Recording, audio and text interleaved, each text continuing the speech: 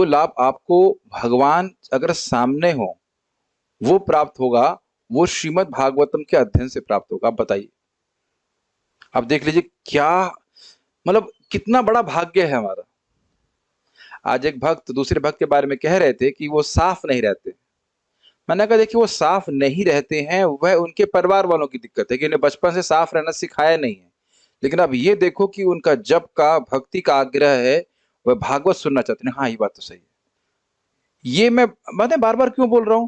क्योंकि इसी प्रकार से हम भक्तों में दोष देखने लगते हैं। अरे भई ये देखो कि उसका कथा में रुचि है। जितने लोग घर में बहुत साफ रह रहे सब भागवत सुन रहे हैं ना। मेरा प्रश्न समझ रहे हैं? जो लोग, मैं ये नहीं कह रहा हूं गंदा रहना चाहिए गंदा रहना चाहिए नहीं बोल रहा हूं, लेकिन जिन लोगों के घर सबके साफ हैं वो सब भागवत सुन रहे हैं ना। ये कोई जिस जो भागवत सुन रहा है हो सकता है उसका रूम साफ हो नहीं साफ हो, मैंने ये एक स्वभाव की बात है। हाँ, हमें गंदा नहीं रहना चाहिए, अच्छी अलग बात है। लेकिन ये जरूर देखिए कि उस भक्त में भगवान के बारे में श्रवण करने की इच्छा है। ये सबसे महत्वपूर्ण बात है। उसके हृदय को पूरी तरह साफ कर देंगे भगवान। भगवान के लिए उत्सव है जो श्रीमद् भागवतम श्रवण करने के लिए आते हैं। ठीक है ना? क्या था वो 1.1.2 का लास्ट क्या है? तत्क्षणात। तत् मतलब भगवान और क्षण मतलब उनके लिए उत्सव है। तो कितना बड़ा हमें साधन प्राप्त है, और उसपे कुछ कुछ भगवान की कृपा से मति भी है, तो बहुत प्रसन्न होना चाहिए।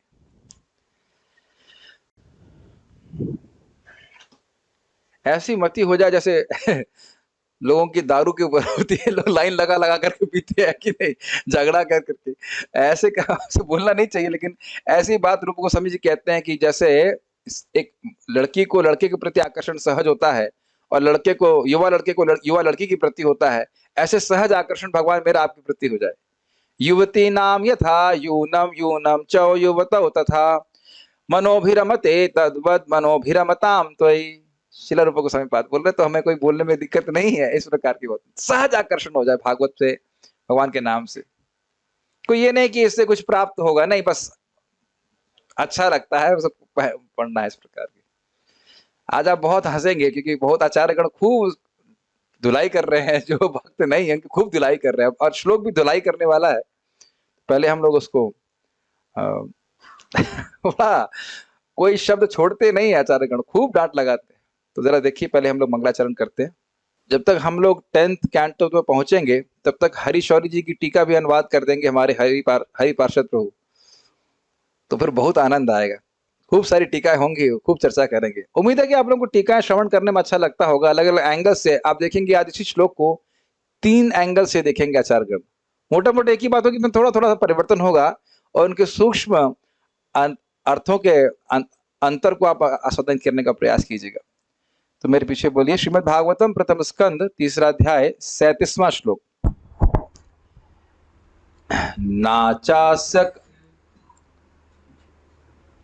नाचास्य कश्चिन्निपुणेन धातुर् अवैति जन्तुः कुमनीष ऊतिः नामानि रूपाणि मनोवचोभिः सन्तन्वतो नटचर्यामिवाज्ञः न चास्य कश्चिन्निपुणेन धातुर् अवैति जन्तुः कुमनीष ऊतिः नामानि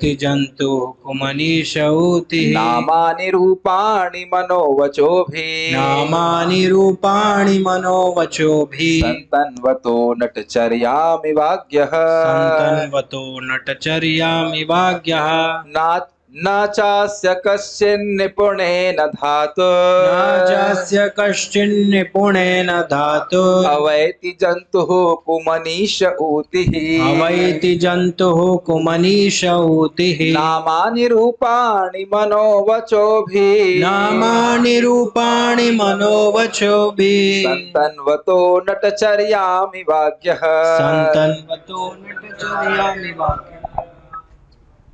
न चास्य। Please chant. You want to chant? Please chant. न चान कश्चिन् निपुणैव धातुम् न चास्य कश्चिन्निपुणेन धातुर् हमैति जन्तुः कमनीष ऊतिः अवैति जन्तुः कुमनीष ऊतिः नमानि रूपाणि मनोवचोभिः नामानि रूपाणि मनोवचोभिः सन्तन्वतो नटचर्यामि भाग्यः संतन्वतो नटचर्या विभाग्यम। हर भक्त की आवाज से श्लोक और अच्छा लगता है। Official chanter please chant. Yes. न चास्य कश्चिन्निपुणेन धातुर् न चास्य कश्चिन्निपुणेन धातुर् अवैति जन्तुः कुमनीष ऊतिः अवैति जन्तुः कुमनीष ऊतिः नामानि रूपाणि मनोवचोभिः नामानि रूपाणि मनोवचोभिः सन्तन्वतो नटचर्यामि वाग्यः। संतन्वतो नटचर्यामि। मुझे इसलिए हंसी आ रही है क्योंकि भागवत बोलने से पढ़ने से मुझे ऐसा हो गया मैं गुस्सा नहीं कर पा रहा हूँ। कल दो लोगों में प्रयास किया गुस्सा हूँ, क्या गुस्सा होऊंगा, चलो मैसेज लिख देता हूँ, मैसेज लिख के डांट देता हूँ। मुझे इतनी हंसी आ रही थी, डांटा ही नहीं जा रहा। अभी आज बात को डांटने का सोचा, आज तो जरूर डांटूंगा उसको, है ना। छोड़ो, भागवत में मेरे भक्त बोले देखो उसमें डांटना चाहिए, मैं ठीक है मैं क्लास के बाद डांटूंगा। अरे इतने भागवत बढ़िया श्लोक है, क्या डांटेंगे किसी को, इतना सुंदर है भागवतम, बहुत सुंदर है। देखिए कहाँ हम भगवान के गुणों में एक बार विचार करने लग जाए तो जगत की जो डुअलिटी से एकदम ऊपर उठ जाएंगे। बस भागवत भागवत सुनते नहीं है। देखिए कल हमने क्या सुना था, हमने सुना था कि भगवान की जो लीला है अमोघ लीला है, ठीक है। अब अमोघ लीला है और भगवान इस जगत की सृष्टि कर रहे हैं, पालन कर रहे हैं, संहार कर रहे हैं, सब कुछ हो रहा है, लेकिन लोग समझ क्यों नहीं पा रहे हैं। इतना कुछ कोई कार्य कर रहा है तो स्वाभाविक रूप से लोगों को समझना चाहिए, हाँ भाई ये कोई कार्य कर रहा है, बहुत बड़ा व्यक्ति है। आपने सुना षड्वर्गिकम जिग्रति षड्गुणेशः। तो कोई प्रश्न कर सकता है भाई इतना बड़ा बड़ा कार्य भगवान कर रहे हैं, पूरे जगत की सृष्टि कर रहे हैं, उसका पालन कर रहे हैं, सबका पालन कर रहे हैं। यहां कोई व्यक्ति एक फीस्ट स्पॉन्सर करता है तो नाम अनाउंस करता है कि नहीं, एक दिन करता है। उसमें तो भी कुछ ऐसे स्पॉन्सर होते हैं जो आधा स्पॉन्सर करेंगे लेकिन नाम बोलेंगे हम सबका स्पॉन्सर कर रहे हैं, कि नहीं बोलते हैं ना। एक दिन फीस्ट स्पॉन्सर कर दिया या एक बच्चे को पाल दिया तो 100 बार गिनाते हैं, देखो तुमको बचपन से पाल के बड़ा किया है, बोलते हैं कि नहीं। तो अब आप सोच सकते हो कि भाई भगवान इतने लोगों का इतने नहीं सॉरी सभी का पालन कर रहे हैं, सभी की सृष्टि कर रहे हैं और संहार भी कर रहे हैं, उसमें निरासक्त रहते, इतने सुंदर सुंदर गुण हैं भगवान के, तो कोई उनको जान क्यों नहीं रहा है। क्या कारण है कि व्यक्ति भगवान को नहीं जान पा रहा है, ये बात समझ में आ रहा है। मैं आप लोगों को इंट्रोड्यूस करा रहा हूं श्लोकों से कि क्यों व्यक्ति भगवान को नहीं जान पा रहा है। अगले श्लोक में हम सीखेंगे, जो कल नहीं परसों सीखेंगे, कि कौन व्यक्ति जान पाएगा। और आज अब श्लोक को पहले हम शब्दार्थ देखेंगे, फिर आप देखिएगा कि क्यों बुद्धि होते हुए भी नहीं जान पा रहा है, तो जरा देखेंगे। और बहुत बड़ा कटाक्ष है इस श्लोक में, आप देखेंगे।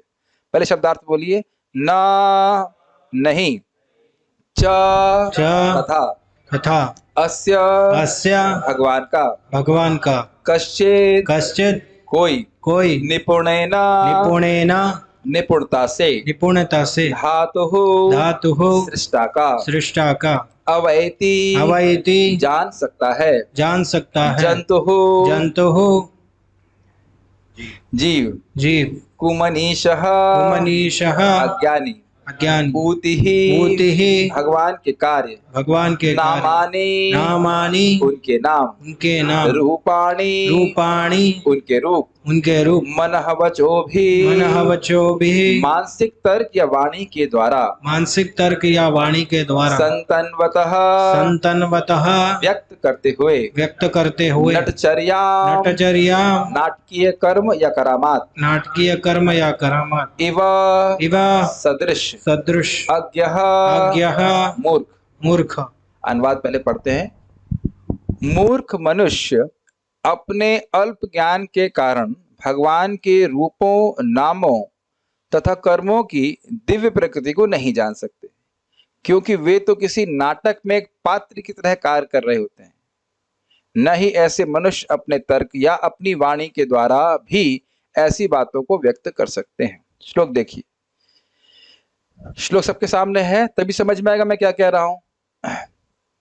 ना चा अस्य, अस्य मतलब इनकी, और ना इनके, भगवान तो इस जगत से पूरी तरह निर्लिप्त रहते हैं। और क्या कह रहे हैं, और हमने सुना भी था, प्रभुपाद ने लास्ट लाइन में बोला था कि जो लोग भौतिकतावादी हैं वे भगवान को बिल्कुल नहीं पकड़ सकते। तो वो उसी से कनेक्शन दे लीजिए। अस्य, अस्य मतलब ये भगवान, जो पिछले श्लोक की बात हो रही थी, इनके बारे में जो जगत की सृष्टि कर रहे हैं, पालन कर रहे हैं, संहार कर रहे हैं और उसमें निर्लिप्त रह रहे हैं, ये अमोघ लीला कर रहे हैं भगवान, इनके बारे में अगर कहा जाए तो कश्चित, कोई भी व्यक्ति, निपुणे न धातुर, विधाता नाम सुना है आपने? विधाता भगवान को कहते हैं। तो धातु यहाँ का अर्थ हुआ जगत के सृष्टा, इन भगवान विष्णु के बारे में बोल रहे हैं कि अपनी निपुणता से बहुत निपुण हो। निपुण मतलब समझते हैं एक्सपर्ट हो, बोलने में बहुत एक्सपर्ट हो, लेकिन न अवैति, वो नहीं जान पाता है। किसको नहीं जान पाता? तो धातुर ऊति, भगवान के कार्यों को नहीं समझ पाता है। अब वो क्यों नहीं समझ पाता है? तो कहते हैं जंतु और कुमनीषः। मनीष का शब्द अर्थ जानते हैं आप? मनीष का अर्थ, मनीष का अर्थ होता है बहुत बुद्धिमान, और कुमनीष का मतलब होता है बुद्धि तो है लेकिन बुद्धि खराब है। कुछ ग्रहण कर पा रहे हैं? देखिए, अगर ऐसे नहीं सुनेंगे तो उसमें कटाक्ष नहीं समझ में, कटाक्ष समझ में आ रहा है? कुमनीषः, मनीष मतलब बुद्धिमान, लेकिन कुमनीष मतलब बुद्धि तो है लेकिन भ्रष्ट बुद्धि है। और जंतु पे आचार्यों ने बोला, पता है क्या? आपने कभी शब्द सुने हैं जीव जंतु? इंसान को जंतु नहीं कहते ना, प्राय इंसान को जंतु नहीं कहते। तो कह रहे हैं कि ये कीड़े की तरह जन्म लेने वाला और मरने वाला जंतु है। इस प्रकार से भर्सना आचार्यगण करते हैं। अब देखिए कभी सामने आके आएगा, जैसे कीड़े जन्म ले रहे हैं, कीड़े मर रहे हैं, वह तो कुछ सूर्य के बारे में नहीं जानते ना। कुछ तो कीड़े ऐसे होते हैं कि रात में ही जन्म लेंगे और रात में ही मर जाते हैं। अब बताइए वो सूर्य के बारे में कुछ मीमांसा करें, मीमांसा मतलब कुछ थ्योरी लिखें, पीएचडी करें उसके ऊपर, तो सूर्य की कोई अपेक्षा है? अब आप समझ जाएंगे मैं क्या कहना चाहता हूं। कोई जंतु, कोई कीड़े, समझ रहे हैं, रात्रि में जग करके, रात्रि में जन्म लेके रात्रि में ही मर जाने वाला, वो सूर्य के ऊपर कुछ मीमांसा कर सकता है? अब तो समझ में आ गया। न अवेति, उस कोई भी जंतु इस प्रकार से कुछ समय के लिए जीवन में आया। हाँ, एक समय ऐसा था कि उसको टॉयलेट बाथरूम का ज्ञान भी नहीं था, हर व्यक्ति को उसी प्रकार से होता है, और वो कहता है मैं नहीं मानता कि भगवान का स्वरूप है। तुम्हारी क्या कहा जाए, तुम्हारे मानने न मानने से क्या फर्क पड़ता है, लेकिन मैं और कठोर बोलना चाहता हूँ, तुम्हारी औकात क्या है बोलने की। मैं ऐसा शब्द यही इस्तेमाल नहीं करना चाह रहा था, लेकिन ऐसे व्यक्तियों को ऐसे ही बोलना पड़ेगा। तुम्हारी हिंदी बता सकते हैं इसकी अच्छी? हिम्मत नहीं। औकात मतलब what is your substance, what is your position. एक और अच्छी संस्कृत, तुम्हारा सामर्थ्य क्या है। यस, तुम्हारा सामर्थ्य क्या है बताइए। इससे पहले मैं आगे जाऊं, एग्जाम्पल दिमाग में घुसा लीजिए। रात्रि में ही जन्म लेने वाला और रात्रि में ही मर जाने वाला व्यक्ति, सॉरी कीड़ा, वो सूर्य के बारे में क्या मीमांसा करेगा? क्या जानेगा सूर्य को? वो तो सूर्य के उदित होने से पहले ही मर जाएगा। इससे पहले कि आगे जाए, छोटा सा कमेंट है, बड़ा विनोदपूर्ण। क्या नाम था उनका? नाम याद नहीं करना चाहिए, लेकिन फिर भी कंटेक्स्ट में याद करने का प्रयास कर रहा हूं। Stephen Hawkings. तो स्टीफन हॉकिंग का स्टेटमेंट था, God is dead. Stephen Hawkings जब मर गया वो, तो किसी ने लिखा Stephen Hawking is dead, God. समझ में आया कुछ? जो इंग्लिश समझते हो समझ पा रहे होंगे इसके विनोद। ऐसे कितने ही लोग आकर के मर जाते हैं, भगवान वहीं रहते हैं। महाराज जी बता रहे थे कि एक बार रशिया में ये हल्ला हुआ कि भगवान, बहुत समय भगवान रह लिए, अब उनको नीचे उतारो। लेकिन उनके सामने दिक्कत ये हुई कि उनको समझ में नहीं आया भगवान रहते कहाँ पे। तो देख रहे हैं ना अवैधि, खूब रिसर्च कर लिए लेकिन नहीं समझ रहे। अब इसी को देख लो ना, स्टीफन हॉकिंग जिसने सिद्धांत दिया कि जगत पूरा एक विस्फोट से आया है, नहीं समझ पा रहा ना। ऐसे नोबेल लॉरेट है, देख रहा है जगत पे डिजाइन है, डिजाइन के पीछे डिजाइनर होता है। तुम भगवान को नहीं जान रहे अलग बात है, इतना देख रहे हो ना डिजाइन है, तो उसके पीछे कोई व्यक्ति होगा, लेकिन वो नहीं समझ पाते। और यह तो कभी नहीं समझ पाएंगे कि इसके पीछे भगवान विष्णु है, ये तो कभी पहुंच ही नहीं सकते। कुछ भी सोच लीजिए, आप विचार कीजिए, अगर भगवत गीता भागवत ना श्रवण करे, कभी नहीं सोच सकते कि बाप का नाम क्या है। पिताजी, असली वाले पिताजी। तो समझ रहे हैं ऊती। और ऊती का शब्द यहां पे प्रभुपाद जी ने क्या बताया? भगवान के कार्य, भगवान क्यों इस जगत की सृष्टि कर रहे हैं, कुछ भी पता नहीं है लोगों को। क्यों है? जंतु कुमनीषः। कुछ ग्रहण कर पा रहे? जंतु मतलब एकदम कीड़े की तरह जी रहा है, उसे कुछ अपने अस्तित्व का ही पता नहीं कि जीवन क्यों जीना चाहिए, जीवन दिया किसने है, क्यों दिया है, आंखें दी है तो क्यों, कान दिए हैं तो क्यों, नाक दी किसने है। इस प्रकार से कीड़े जीते हैं वैसे जी रहा है। हो सकता है मेरे शब्द कठोर लगेंगे इस क्लास में, लेकिन मैं खाली आचार्यों का अनुगमन करके कठोर बोल रहा हूं। तो ये दोनों शब्द समझ में आ रहे हैं? क्यों समझ में नहीं आ रहा? अच्छा, तो उसके बाद कह रहे हैं क्या क्या नहीं समझ पाएगा? ऊती, भगवान क्या क्या कार्य करते हैं, क्या लीला करते हैं, नहीं समझ में आता। उनके नाम समझ में नहीं आते, नाम समझ में नहीं आते हैं, इसीलिए तो आप लोगों को घोषणा कर दी गई कि आप लोग पागल हो गए हैं। सुबह उठ करके हरे कृष्णा हरे कृष्णा हरे कृष्णा हरे कृष्णा क्यों कर रहे हैं? अब उनको कौन समझाए कि कितना सुख मिलता है हरे कृष्णा करने में, कितना सुख मिलता है मंगल आरती जाने में। मैं बता रहा हूं, बहुत विनोदपूर्ण। परम पूज्य राधानाथ महाराज बता रहे थे अपने प्रवचन में कि वो न्यू वृंदावन में ब्रह्मचारी के रूप में सेवा कर रहे थे। उनकी सेवा थी ठाकुर जी की सेवा करना, डेटीज की सेवा करना। तो उनके पिताजी बड़ी कठिनाई से उनके पास आए मिलने के लिए एक दिन, और फिर रोने लगे उनको देख के। कहने लगे तुम इतने बड़े होकर के गुड़िया गुड्डे से खेलते हो, राधा कृष्ण के विग्रह थे, you are still playing with dolls. अब उनको ये समझ में नहीं आ रहा है कि भगवान का विग्रह जो है वो तो भगवान से अभिन्न है, नहीं समझ में आ रहा है ना। तो इसलिए क्या है, नामानी रूपाणी, भगवान रूप प्रस्तुत करते समझ में नहीं आते, भगवान नाम अपने प्रकाशित करते समझ में नहीं आते। लोग नहीं समझ पा रहे कि क्यों भक्त इस प्रकार से मदमस्त हो जा रहे हैं हरे कृष्ण मंत्र बोल करके, या गा रहे हैं, नाच रहे, नहीं समझ में आता ना लोगों को। अब देखिए जरा शब्द देखिए, भगवान के नाम और रूप को वह अपने मन और वचन से नहीं समझ सकते। मन और वचन की गति नहीं है कि भगवान को पकड़ सके। लेकिन मैं क्या कह रहा हूं, जरा ध्यान पूर्वक सुनिए। मैं कह रहा हूं, या शास्त्री श्लोक की कह रहा है कि मन और वचन की गति नहीं है कि भगवान को पकड़ सके, लेकिन ये नहीं कह रहे कि भगवान हमारे मन और वचन को नहीं पकड़ सकते। कुछ समझ में आ रहा है? हम अगर श्रीमद् भागवतम को श्रवण ना करें तो अपने मन और वचन से भगवान के बारे में कुछ वर्णन नहीं कर सकते, नहीं कर सकते ना। एक बार हम प्रचार के लिए गए थे, तो व्यक्ति क्लास के बाद बोले हाँ हाँ भाई, उस परम पिता परमेश्वर परमात्मा का ध्यान करना चाहिए। मैं किसका? उसी का, परमात्मा परमेश्वर का। मैं कौन? अरे वही जगत का विधाता है। मैं कौन? परम पिता परमेश्वर। मैं कौन? विष्णु विष्णु। समझ गया हो मैं क्या बोला? विष्णु। घबरा कर बोला विष्णु विष्णु विष्णु। इस प्रकार की जनरल व्याख्या करते हैं, परम पिता परमात्मा परमेश्वर, जगत के जगत करता इत्यादि, लेकिन वो है कौन ये नहीं जानते। ठीक, ये समझ में आ रहा है? मन और वचन से कितना भी मंथन कर लें, वायोरथापि मुनयो, वायोरथापि मुनयो नहीं, मनसो मुनिपुंगवानाम, अपने मन को खूब मंथन करते रहे, लेकिन भगवान को कभी नहीं समझ सकेंगे। ठीक है, तो इसका मतलब है कि भगवान प्रकाशित नहीं करते होंगे, तभी तो नहीं समझ रहे। कहते ना संतन व, तो भगवान अपने नामों को, अपने रूप को और अपने कार्यों को इस जगत में प्रकाशित कर रहे हैं, लेकिन ये लोग अपने मन और वचन से भी भगवान की लीला को समझ नहीं सकते। क्यों? जंतु को मनीषा। कुछ ग्रहण कर पा रहे हैं श्लोक को? बहुत सुंदर श्लोक, अगर आप विचार करें तो। भगवान प्रकट कर रहे हैं, ऐसा नहीं कि भगवान का नाम नहीं, कि हरे कृष्ण मंत्र नहीं है, या और भगवान के नाम हो, वासुदेव नारायण मुकुंद माधव सब है ना, प्रकट कर रहे हैं, लेकिन लोग उसको भौतिक मानते हैं, समझ ही नहीं पाते कि ये है क्या। और उदाहरण क्या दे रहे हैं? नटचर्याम इव अज्ञा। नटचर्य, आप लोगों ने कभी भरतनाट्यम देखा है? अब मैं नहीं पूछूंगा भरतनाट्यम किया है कि नहीं, वह तो असंभावना है। आपने आपने किया है, चलिए। तो मेरी माता जी कह रही हैं कि भरतनाट्यम उन्होंने किया है। अब मान लीजिए, मुझे याद है, आप लोगों को भी याद होगा, बचपन में संडे में, हाँ अभी भी आता है क्या, नेशनल टीवी पे दोपहर के 12 बजे भरतनाट्यम आता था। तो मैंने कहा ये क्या, इसका क्या प्रयोजन है? समझ में आ रहा है? अगर आप कभी भरतनाट्यम देखिए, हमारे मंदिर में भी कभी भरतनाट्यम होता है तो हम लोग कहते हैं चलो हरे नाम एवं केवलम, हरि नाम जब करते हैं, क्या करना, सब कुछ समझ में नहीं आ रहा है। अब मान लीजिए मैं तो आता नहीं मुझे भरतनाट्यम, ऐसे ऐसे कुछ करूं मैं, तो उसका क्या मतलब है? मैं ऐसे करूं तो क्या ऐसे कुछ कुछ करते हैं ना वो लोग। अब जिसको जो जानकार है उसने वाह वाह वाह क्या नाटक, बहुत सुंदर बहुत सुंदर बहुत सुंदर नाटक किया, कितना सुंदर भाव भंगिमा प्रस्तुत किया। लेकिन हमारे जैसे लोग जो बिल्कुल अज्ञ हैं, समझ में कहेंगे क्या हो रहा है, मैं यहाँ क्यों हूं, कुछ समझ में तो आ नहीं रहा है। कुछ समझ पा रहे हैं? श्लोक समझ में आ रहा है ना?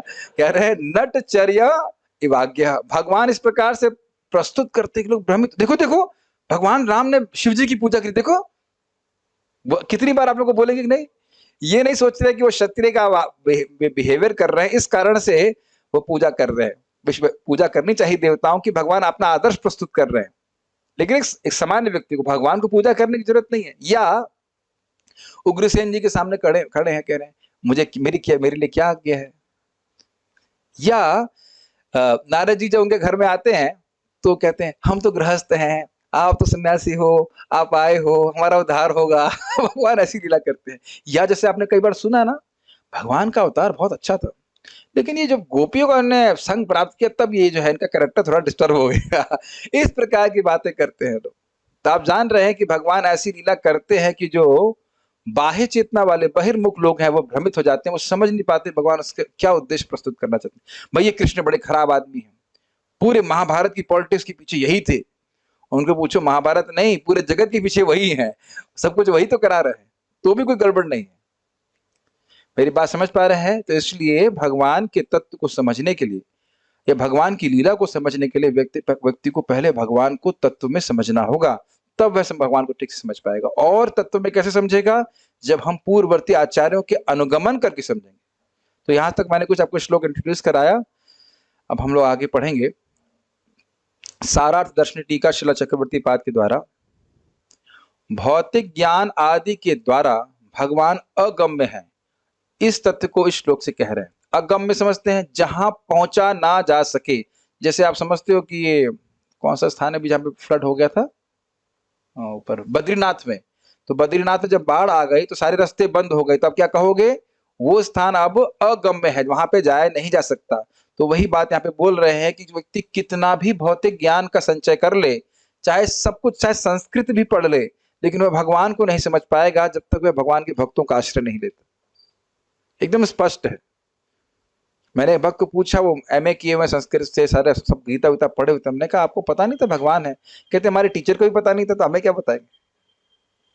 तो काफी लोगों को पूछा, यही जीव गोस्वामी जी के, सॉरी गोस्वामी क्या नाम से, मैंने बोल ही चुका हूँ। एक स्कॉलर जीव गोस्वामी जी पे आक्षेप कर रहा था कि जीव गोस्वामी जी कहते हैं परम सत्य एक व्यक्ति है, हम नहीं मानते। तो पढ़ रहा है जीव गोस्वामी जी को, लेकिन पढ़ रहा है अपनी बुद्धि से, एक नम्र भावना में गुरु के रूप में स्वीकार करके विश्वास के संग नहीं पढ़ रहा है। इसलिए वो सही जगह पढ़ने के बाद भी उसकी वो बुद्धि लगा रहा है कि मैं तो जीव गोस्वामी जी से श्रेष्ठ हूं। तो समझ रहे हैं? तो भौतिक बुद्धि के द्वारा भगवान नहीं हम सब समझ पाएंगे। निपुणेना अर्थात ज्ञान योग आदि के नैपुण्य से भगवान की ऊति अर्थात लीला, नाम, रूप आदि को मन या वचन की वृत्तियों से नहीं समझ सकते हैं, क्योंकि भगवान मन और वचनों से अगम्य है, यह भाव है। ये समझ में आया?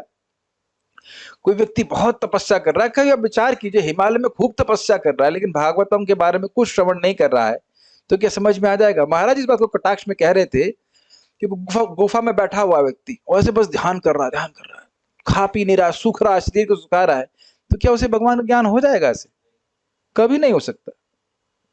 और आपने सुना भी है, आराध्यते यदि हरि तपसा तथा किम, न आराध्यते यदि हरि तपसा तथा किम। अरे तुम भगवान की आराधना कर रहे हो तो तुम्हें तपस्या करने की क्या जरूरत? भागवत सुन रहे हैं, जाप कर रहे हैं भगवान का, भगवान को देख रहे हैं, और क्या तपस्या करोगे? और अगर भगवान का भजन नहीं कर रहे तो तपस्या तथा किम, फिर तुम्हारी तपस्या का क्या फायदा? एकदम स्पष्ट समझ में आ रहा है।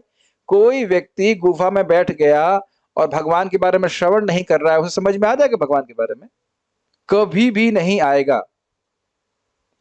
तो यही बात आप बोल रहे हैं, चाहे कोई व्यक्ति कितना भी तपस्या कर ले, भगवान उसके हृदय में कभी आने वाले नहीं है। वायु था, हम श्लोक कोट किए थे ब्रह्म संहिता का, वायु के वेग से मंथन कर सकते हैं, मन को दौड़ा सकते हैं, लेकिन मन की गति भगवान से नीचे ही गिर जाएगी। इसलिए आप भगवान का एक नाम आप जानते हो, अधोक्षज। इंद्रिय जनित ज्ञान, अक्षजत, अक्ष मतलब आंखें और ज मतलब जनित, इंद्रियों से जनित जो भी ज्ञान है उसके परे भगवान है। जो ये श्लोक आप देख रहे हो, ये हमारे इंद्रियों से जनित ज्ञान नहीं है। ये श्लोक भगवान के वर्णन यहाँ जितने भी आप सुन रहे हैं, ये प्रकट ज्ञान है, रिवील्ड नॉलेज है। जैसे भगवान ने ब्रह्मा जी के हृदय में ज्ञान प्रस्तुत कराया था, तो वो परंपरा में हम ग्रहण कर रहे हैं, तो भगवान प्रसन्न होकर के हमारे हृदय को शुद्ध करते हैं। क्लियर समझ में आ रहा है? हम अपनी बात नहीं बोल रहे हैं। कुछ समझ पा रहे हैं इस बात को? इसे कहते हैं अनुकीर्तन। क्या इस श्लोक को हम लोग कभी इमेजिन कर सकते थे? क्या आज हम सोचते आज मैं कुछ भागवत का श्लोक लिखता हूं? ऐसा तो संभव नहीं है ना। जो हमारे सामने है, जो आचार्यों ने बोला है, उसको हम रिपीट करते हैं, उससे हम भी शुद्ध होते हैं और सामने वाला व्यक्ति भी शुद्ध होता है, कल्पना नहीं करते। इस संबंध में महाराज उदाहरण दे रहे थे, एक व्यक्ति कोई किताब लिखा, कृष्ण की आत्मकथा, सुने इस उदाहरण को? और महाराज जी के पास कोई व्यक्ति लेके भी आया और वो व्यक्ति कह रहा है महाराज बड़ी अच्छी किताब है महाराज तो देखिए, उसको कहते हैं हमारा तो मन नहीं कर रहा था उसे पढ़ने का, फिर भी देखिए खोले तो वह कृष्ण को स्थान पे खुद बैठ गया है और बोलना शुरू कर दिया है कि मेरा जन्म मथुरा में हुआ, उसके बाद मेरे माता पिता मुझको, मतलब जो भी पिता मेरे जो है वृंदावन लेके गए, ऐसा ऐसा करके बोल रहा है। और धारणा उसकी यही रही कि भगवान कृष्ण जो है एक सामान्य व्यक्ति है। ऐसे एक महान फिलोसोफर थे, उनका नाम रविंद्रनाथ टैगोर जी, उन्होंने भी भगवान कृष्ण के बारे में कुछ पुस्तक लिखी और भगवान के बारे में काफी गलत लिखे थे क्योंकि उनकी अंडरस्टैंडिंग ठीक नहीं थी। तो भक्तिम ठाकुर जी फिर उनको समझाए, बातचीत किए हो या पत्र व्यवहार किया, जैसे भी किया हो, नहीं आपने ठीक लिखा नहीं है, उसके बाद उन्होंने ठीक किया। तो महान से महान फिलोसोफर भी अगर भगवान के बारे में परंपरा में ज्ञान प्राप्त नहीं करता है तो वो गड़बड़ हो जाएगा। इसको एक उदाहरण से समझ लीजिए, से हम आगे जाए। इस जन्म के पिताजी के बारे में अगर हमें ना मालूम चले तो क्या हम मन के द्वारा समझ लेंगे, ध्यान करके, हाँ ये मेरे पिता है, या कोई डिस्कशन करके, अखबार में पढ़ करके? आप भगवान और परम पिता के बारे में तो आप छोड़ दीजिए, अपने पिताजी के बारे में भी तो हम लोग माँ से सुन के ही सीखते हैं कि नहीं? और माँ से ना सुने तो कोई वैज्ञानिक, बहुत बड़ा वैज्ञानिक बन जाए, लेकिन क्या उसको मालूम चल जाएगा कि पिताजी कौन है? और उसको नहीं पता तो उसका मतलब पिताजी निराकार है। हो सकता हो कि पिताजी सामने भी हो तो भी ना समझ पाए कि पिताजी हैं। कुछ ग्रहण कर रहे हैं? अब तो समझ में आ गया होगा कि जब इस जन्म के पिता के बारे में हम कल्पना करके नहीं समझ सकते कि हमारे पिता कौन है, तो भगवान के बारे में व्यक्ति अपने मन और तर्क से कैसे समझ सकता है? इसको हम लोग प्रयास करेंगे, कल एक पूरा लीला समझाने का प्रयास करेंगे, सार्वभौम भट्टाचार्य के उद्धार के द्वारा। आप लोग हंसेंगे भी, इसमें बहुत विनोद भी है और दिखता है कि कैसे कोई बहुत बुद्धिमान व्यक्ति भी भगवान को अपने निपुणता से समझ नहीं सकता। वो बहुत लंबा विषय है, इसलिए आज उसको नहीं रख रहा, लेकिन आज हम सिद्धांत पर समझेंगे, बाद में फिर देखेंगे लीला के द्वारा कैसे नहीं समझ सकता। ठीक है। कुमनीष जंतु अर्थात जो भक्तिहीन ज्ञानी हैं, वह ये आक्षेप करते हैं कि नाम और रूप युक्त वस्तु मात्र मिथ्या है। अब इसको समझने का प्रयास कीजिए, इसकी व्याख्या मैंने पहले भी करी थी। इस जगत में, ये पूरा जगत ही नाम और रूपात्मक है। इस जगत में हम दो ही वस्तु देख रहे हैं, लोगों के नाम सुन रहे हैं और उनके रूप देख रहे हैं। क्या ये बात समझ में आ रही है? प्रदीप प्रभु, आपका नाम अनीश है? आपका नाम अनीश है कि प्रदीप है? प्रदीप है। प्रदीप प्रभु है, ठीक है, प्रदीप प्रभु है। आपका नाम अनीश दास है, तो प्रदीप किसका नाम है? अगर पूछा जाए कि उंगली से इंगित करिए प्रदीप किसका नाम है, तो क्या बोलेंगे? मेरे तो देखेंगे नहीं। तो आप एक देख पा रहे ना, इनका नाम प्रदीप है, आपका नाम सुनील है, आपका नाम शिवम। क्लियर? किसी वस्तु का नाम नहीं हो तो अजीब सा लगेगा ना। कोई प्रोडक्ट, कोई भी वस्तु आप खरीदते हो, उस ऑब्वियसली आप सब्जी टमाटर की बात मत करिएगा, लेकिन उसमें नाम नहीं लिखा रहता है, लेकिन प्राय सबसे पहली चीज आप क्या देखते हैं? नाम। कुछ ग्रहण कर रहे हैं? ये क्लियर है? और रूप होता है, ठीक। तो अब आप ये देखिए, इस जगत में किसी का नाम है, वह झूठा नाम है कि नहीं?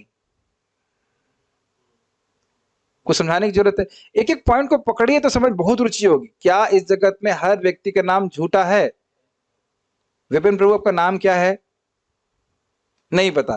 तो आप बिल्कुल सही कह रहे हैं कि हमारा नाम दे दिया गया है और हम मानने लगते हैं कि हमारा ये नाम है। हाँ, तो आरोपित कर दिया गया। अच्छा, रूप, क्या रूप हमारा झूठा है या नहीं है? झूठा ही है, क्योंकि आपके शरीर में भी वही पृथ्वी जल वायु अग्नि आकाश, मेरे शरीर में भी वही है, और हमको लगता है वाह क्या सुंदर रूप है, और वह रूप भी बहुत दिन रहने वाला नहीं है। तो ये मानते हैं कि रूप भी झूठा है। वस्तुतः हर वस्तु जिसका भी आप रूप देख रहे हो, वो प्रकृति के 3 गुणों से ही बना है, अंत तो उसका वास्तविक स्वरूप तो नहीं है। तो अब देखिए क्या गड़बड़ होता है। वो सोच रहे हैं कि जिस प्रकार से जगत में भौतिक रूप और गुण हैं और वो मिथ्या है, ऐसे ही भगवान के रूप और गुण कैसे हैं? मिथ्या है। बस यही बंटाधार हो गया। वो ये सबसे बड़ा अपराध है भगवान के प्रति, जब कहा जाए कि भगवान के नाम और रूप जो है वो माया के द्वारा सृष्ट है, जिस प्रकार से इस जगत पे लोगों के रूप और नाम भगवान के माया के द्वारा सृष्ट है। ये बहुत बहुत ही बड़ा नहीं, सबसे बड़ा अपराध है।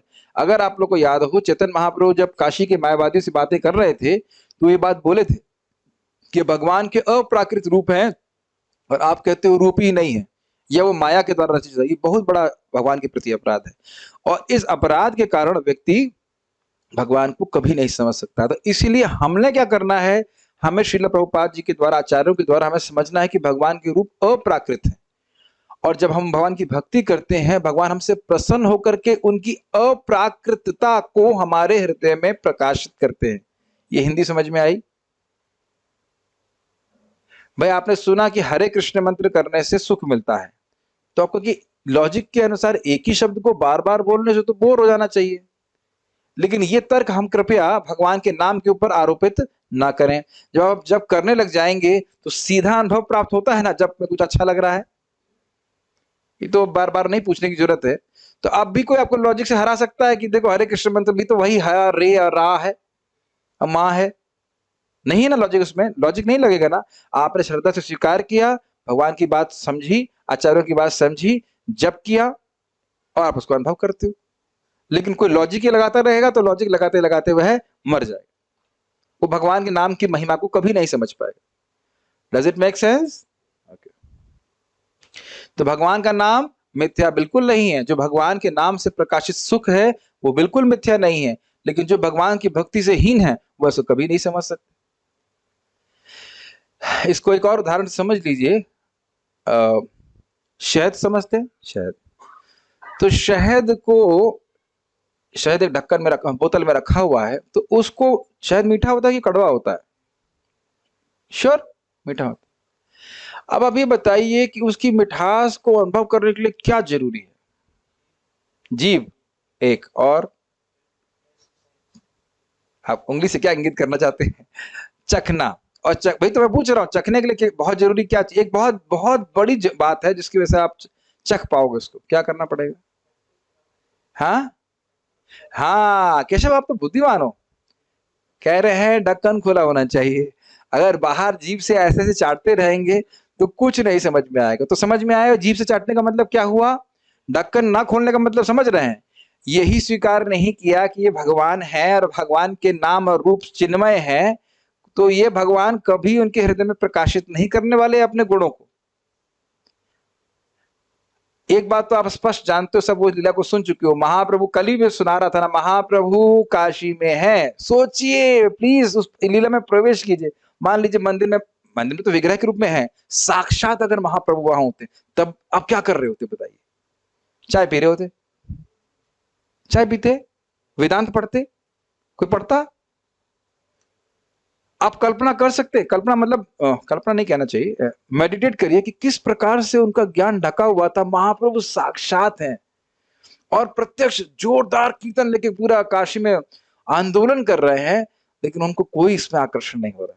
अब देख रहे हैं मायावादी, अब इसीलिए मायावादी कृष्णेर अपराधी, उनको भगवान की भक्ति कभी समझ में नहीं आती। तो अब संतनवतः की व्याख्या कर रहे हैं कि भाई कोई मान लो कोई आरोप करे कि नहीं भगवान तो लगता है अपने प्रकाशित ही नहीं करते नाम और रूप को, इसीलिए नहीं समझ पाते होंगे। कहते नहीं, संतनवतः अर्थात भगवान बार बार अवतीर्ण होकर कृपा करके अपने नाम रूप आदि का विस्तार करते।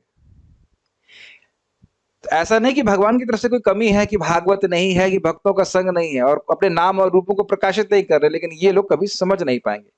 ज्ञानियों के अज्ञान। इससे एक और संबंध में शिला यामुनाचार्य जी का बहुत सुंदर एक श्लोक है, त्वम शील रूप परमय प्रकृष्ट है, ऐसे करके श्लोक है। प्रबल इस शास्त्र करके श्लोक कोट करते हैं स्त्रोत रत्न से कि भगवान आपके शील गुण रूप आदि तो सारे शास्त्रों में प्रबल रूप से प्रकृष्ट है, प्रकट है, लेकिन जो असुर प्रकृति के लोग हैं उनको वो दिखाई नहीं पड़ते। तो कहेंगे वेद में कृष्ण का वर्णन कहां पे है? समझ रहे हैं? भगवान की तरफ से कोई कमी नहीं है, कमी इन मक्खियों की तरह से है, मतलब जो भी है जो तथाकथित ज्ञानी जो ज्ञान का अनुशीलन खूब करेंगे लेकिन भगवान की भक्ति से युक्त नहीं होते। मैंने व्यक्तिगत रूप से 2 ज्ञानियों, तथाकथित ज्ञानियों को अपने मोहल्ले में से मिला हूं। हम लोग बस पार्टी लेके गए थे, एक को तो हम जानबूझ के थोड़ा सा मस्ती करने के लिए गए थे उनके पास। उन्हें पूछा, तो आर्य समाजी थे, पूरा जीवन बीत गया सब यज्ञ करते हुए। तो मैंने पूछा, भाई ये नहीं पूछा कि कृष्ण भगवान है कि नहीं, मैंने पूछा भगवान कोई व्यक्ति है क्या? ना, भगवान निराकार है। कुछ बोला नहीं, मैं चला गया। और दूसरे व्यक्ति को मैं कृष्ण बुक देने के लिए गया, उन्होंने खैर कृष्ण बुक ली भी हमसे।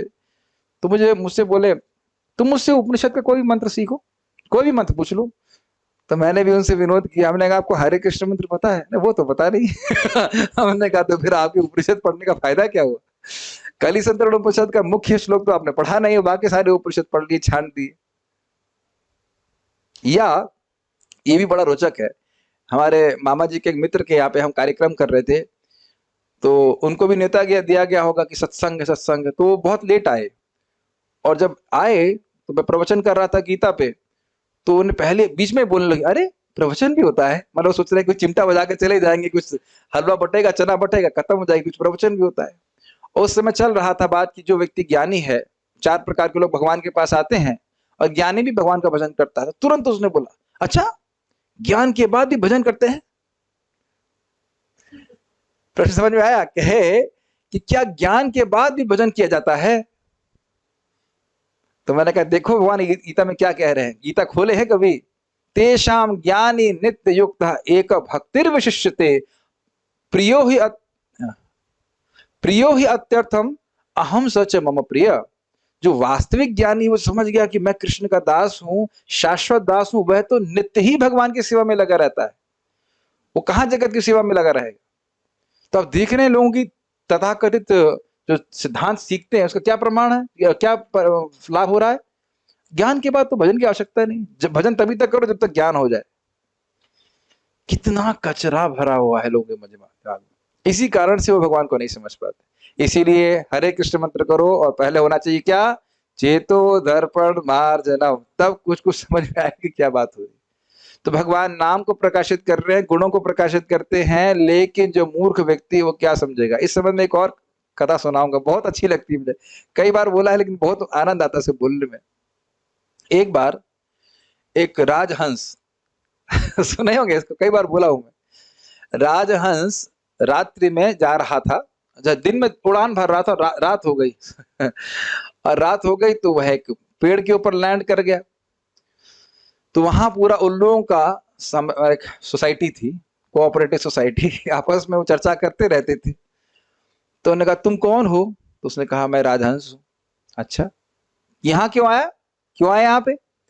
तो बोला मैं उड़ रहा था, सूर्य अस्त हो गया तो यहाँ पे मैं विश्राम करने आया। अच्छा, सूर्य किस चिड़िया का नाम होता है?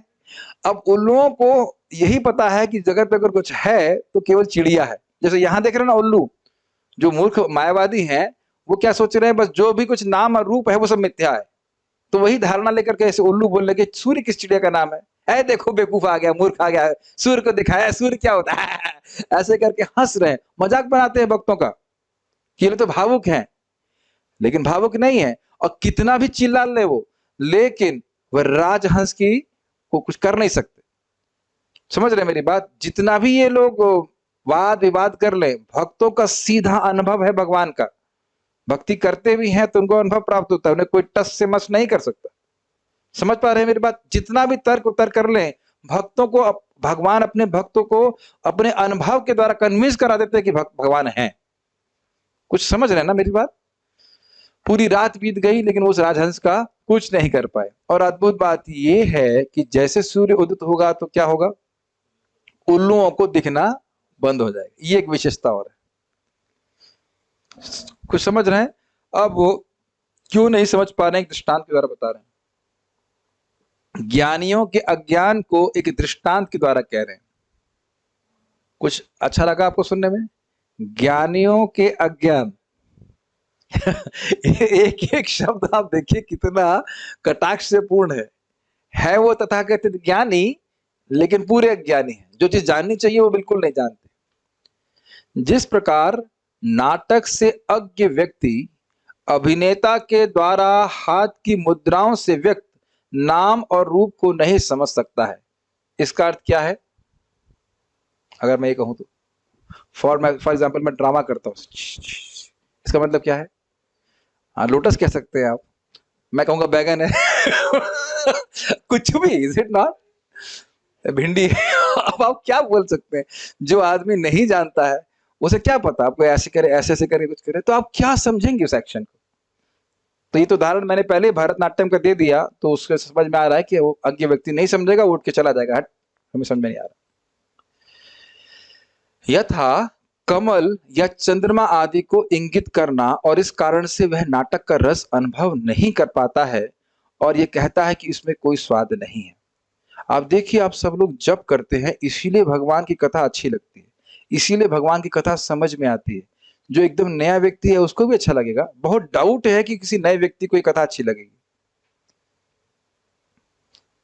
आज एक भक्त मुझे कुछ बोल रहे थे कि आपको ऐसा नहीं कहना चाहिए था, या ये कहना चाहिए, पब्लिक क्या समझेगी, ये पब्लिक नहीं समझ पाएगी। मैंने कहा कि ये प्रवचन व्यूज प्राप्त करने के लिए नहीं किए जा रहे हैं, व्यूज चेंज करने के लिए किए जा रहे हैं। Does it make sense? और ये बहुत गंभीर लोगों के लिए है। मुझे पता है कि इतने सारे टीका का आस्वादन वही व्यक्ति करेगा जो भक्ति में बढ़ा चढ़ा है। जो भक्ति में इसकी रुचि नहीं है, वो क्या इसका आस्वादन करने के लिए समय व्यतीत करेगा?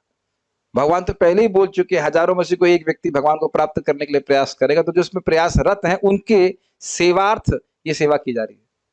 उनको अच्छा लगे भागवत श्रवण करने के लिए, वैसे भक्तों को संतुष्ट कर सकेंगे तो भगवान का आशीर्वाद मेरे पे होगा, इस प्रयोजन से कथा की जा रही है। इसलिए नहीं कि पब्लिक समझेगी, पब्लिक के लिए है ही नहीं भागवत।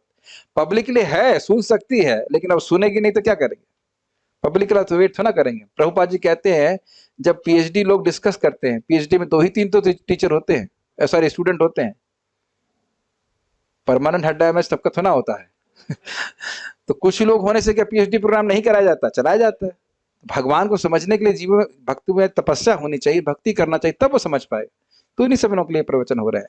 तो हम खाली बात ये कर रहे थे यहाँ पे कि वो कमल प्रस्तुत कर रहा है, चंद्रमा को कैसे करेंगे? अब में से किसी को आता है भरतनाट्यम, चंद्रमा कैसे दिखाएंगे ऐसे करके, जो भी हो, तो हमें किसी को पता नहीं है, हम लोग को समझ नहीं पाएंगे चंद्रमा कैसे दिखाया जाता है। तो चंद्रमा कुछ समझ में नहीं आएगा, कुछ भी नहीं समझ में आता। एक बार अगर अभी विश्वास नहीं हो तो आप भरतनाट्यम का कहीं रिकॉर्डिंग देख लीजिए, तब तो आपको उदाहरण समझ में आ जाएगा कि ये क्या बोला जा रहा है, कुछ नहीं समझ में आता। हाँ, परंतु जो जानकार व्यक्ति है वह नाटक के रस का साक्षात अनुभव अपने हृदय और अन्य सारी इंद्रियों में करता है। इसको मैंने धीरे से क्यों पढ़ा? क्योंकि भक्त जो भगवान की लीला को समझते हैं, वह भगवान की छोटी सी छोटी लीला पे भी मतलब पूरे मोहित हो जा रहते हैं। महाराज बता रहे थे, कह रहे थे कि भगवान की आंखों के ऊपर ही कितने सारे कवियों ने, जो भक्त थे, वो पद के पद लिख दी, कविताएं लिखी, केवल आंखों के ऊपर। ग्रहण कर रहे हैं इस बात को। और अब जैसे जैसे थोड़े भक्ति में हम लोग उन्नत होंगे, भगवान की लीला को पढ़ेंगे, तो एक छोटी सी छोटा बात भी भगवान बोल रहे हैं, उस पर भक्त लोग बहुत मोहित होते हैं, उसमें मनन करते रहते हैं।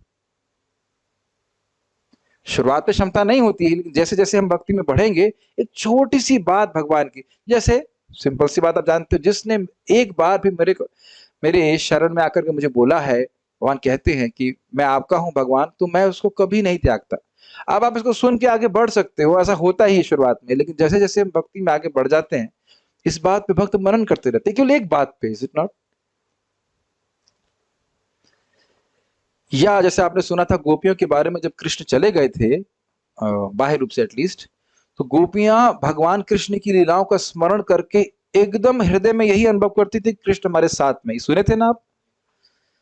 और कृष्ण से विरह का अनुभव तो कर रही है, लेकिन कृष्ण से मिलने का भी अनुभव कर रही है। तो ये एक भौतिकतावादी व्यक्ति कभी नहीं समझ सकता है ना? ठीक है, गिरधरलाल जी की टीका, इसमें काफी 3-4 टीकाएं हैं, तो पढ़। यदि, अब ये अलग एंगल से थोड़ा देख रहे हैं, यदि तब सभी के पुरुषार्थ की सिद्धि हो जाएगी तो किसी को भी दुख नहीं होगा, परंतु बहुत लोग दुखी हैं। अगर ये आशंका हो तो इस पर कह रहे हैं कि विषयासक्त जीव भगवान की लीला को नहीं जान पाते हैं, और इस कारण से उनका पुरुषार्थ सिद्धि में रत हुए भी दुख अनुभव करना युक्त ही है, इस तथ्य को इस श्लोक से कह रहे हैं। इसका मतलब क्या है? पिछले श्लोक में अमोघ लीला शब्द की व्याख्या ये की गई थी कि भगवान इस जगत की सृष्टि करते हैं ताकि धर्म, अर्थ, काम, मोक्ष आदि की सुविधा व्यक्ति को प्राप्त हो। तो ठीक है, तुम करो, लेकिन अगर भोग में ही पड़े रहे और भगवान की उपेक्षा कर दे तो दुख ही प्राप्त होगा। भगवान का आश्रय लेकर के कुछ से पुरुषार्थ सिद्धि करने का प्रयास करता है तो ठीक है, लेकिन भगवान को छोड़ दिया और केवल भोग में पड़ा रहा तो उसको दुख ही प्राप्त होगा। ये आप जानते ही हैं। अनादि क्या है वो? कृष्ण भूलिया जीव अनादिर बहिर्मुख, अतएव माया दे तार संसार दुख। अनादिकाल से जीव कृष्ण से बहिर्मुख है, इसीलिए माया दुख देती है। तो पुरुषार्थ में लगा भी क्यों ना हो, लेकिन भगवान से विमुख है तो दुख प्राप्त होगा। आगे जाके आप दशम स्कंद में सुनने वाले हो, कोई ब्रह्मपद को भी प्राप्त कर लिया लेकिन भगवान की अवहेलना कर रहा है तो फिर वो नीचे गिर जाएगा। तो कह रहे युक्त ही है जो भगवान की उपेक्षा कर रहा हो, चाहे कितना ही तपस्वी हुई हो, चाहे कितना ही तपस्या कर रहा हो, पुरुषार्थ के लिए प्रयास कर रहा हो, उसे केवल दुख ही प्राप्त होंगे। इसलिए इस आशा से कह रहे हैं भगवान को कभी समझ नहीं पाएगा। कुमनीश का अर्थ यहाँ क्या ले रहे हैं? अर्थात कुत्सित। कुत्सित समझते हैं? कुत्सित मतलब बहुत खराब, गर्हित, बहुत बहुत ही थर्ड क्लास। विषयाविष्ट मति जिसकी है, विषयाविष्ट मतलब भोगों को भोगने में एब्जॉर्ब्ड इसकी मति है, ऐसे जंतु। अब देखिए जंतु की व्याख्या क्या कर रहे हैं? जो कृमि तुल्य है। कृमि समझते हैं? जो कीड़े मल इत्यादि में पैदा होते हैं। अब देख लीजिए कितना कठोर आचार गण बोल रहे हैं। जो भगवान की उपेक्षा कर रहा है उसको क्या शब्द यहाँ पे रख रहे हैं? जंतु, जो कृमि तुल्य है। वे कभी भी मन अर्थात संकल्प मात्र से, कभी उनके हृदय में इच्छा आएगी नहीं कि मैं भगवान को जानूं। भगवान के नानाविध रूप, वचन, नाम आदि को नहीं जान पाते हैं, यद्यपि सर्व कारणभूत भगवान इसका विस्तार करते रहते हैं।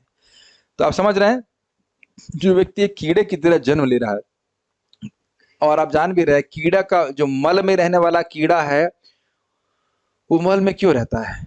मल तो बहुत खराब वस्तु है, क्योंकि वो मल में आसक्त है। मल में रहने के लिए बाध्य नहीं है, लेकिन मल में आसक्त है, इसी कारण से मल में पड़ा हुआ है। कभी देखें किसी मल के कीड़े को? और कभी देखें तो आप नहीं देखा है मधुमक्खी, सॉरी मक्खी देखें, देखा है ना, बंदर जगह जगह गंदगी कर देता है और मक्खियां भिन भिन भिन भिन भिन भिन करती रहती हैं। घृणा आनी चाहिए ऐसी चेतना से।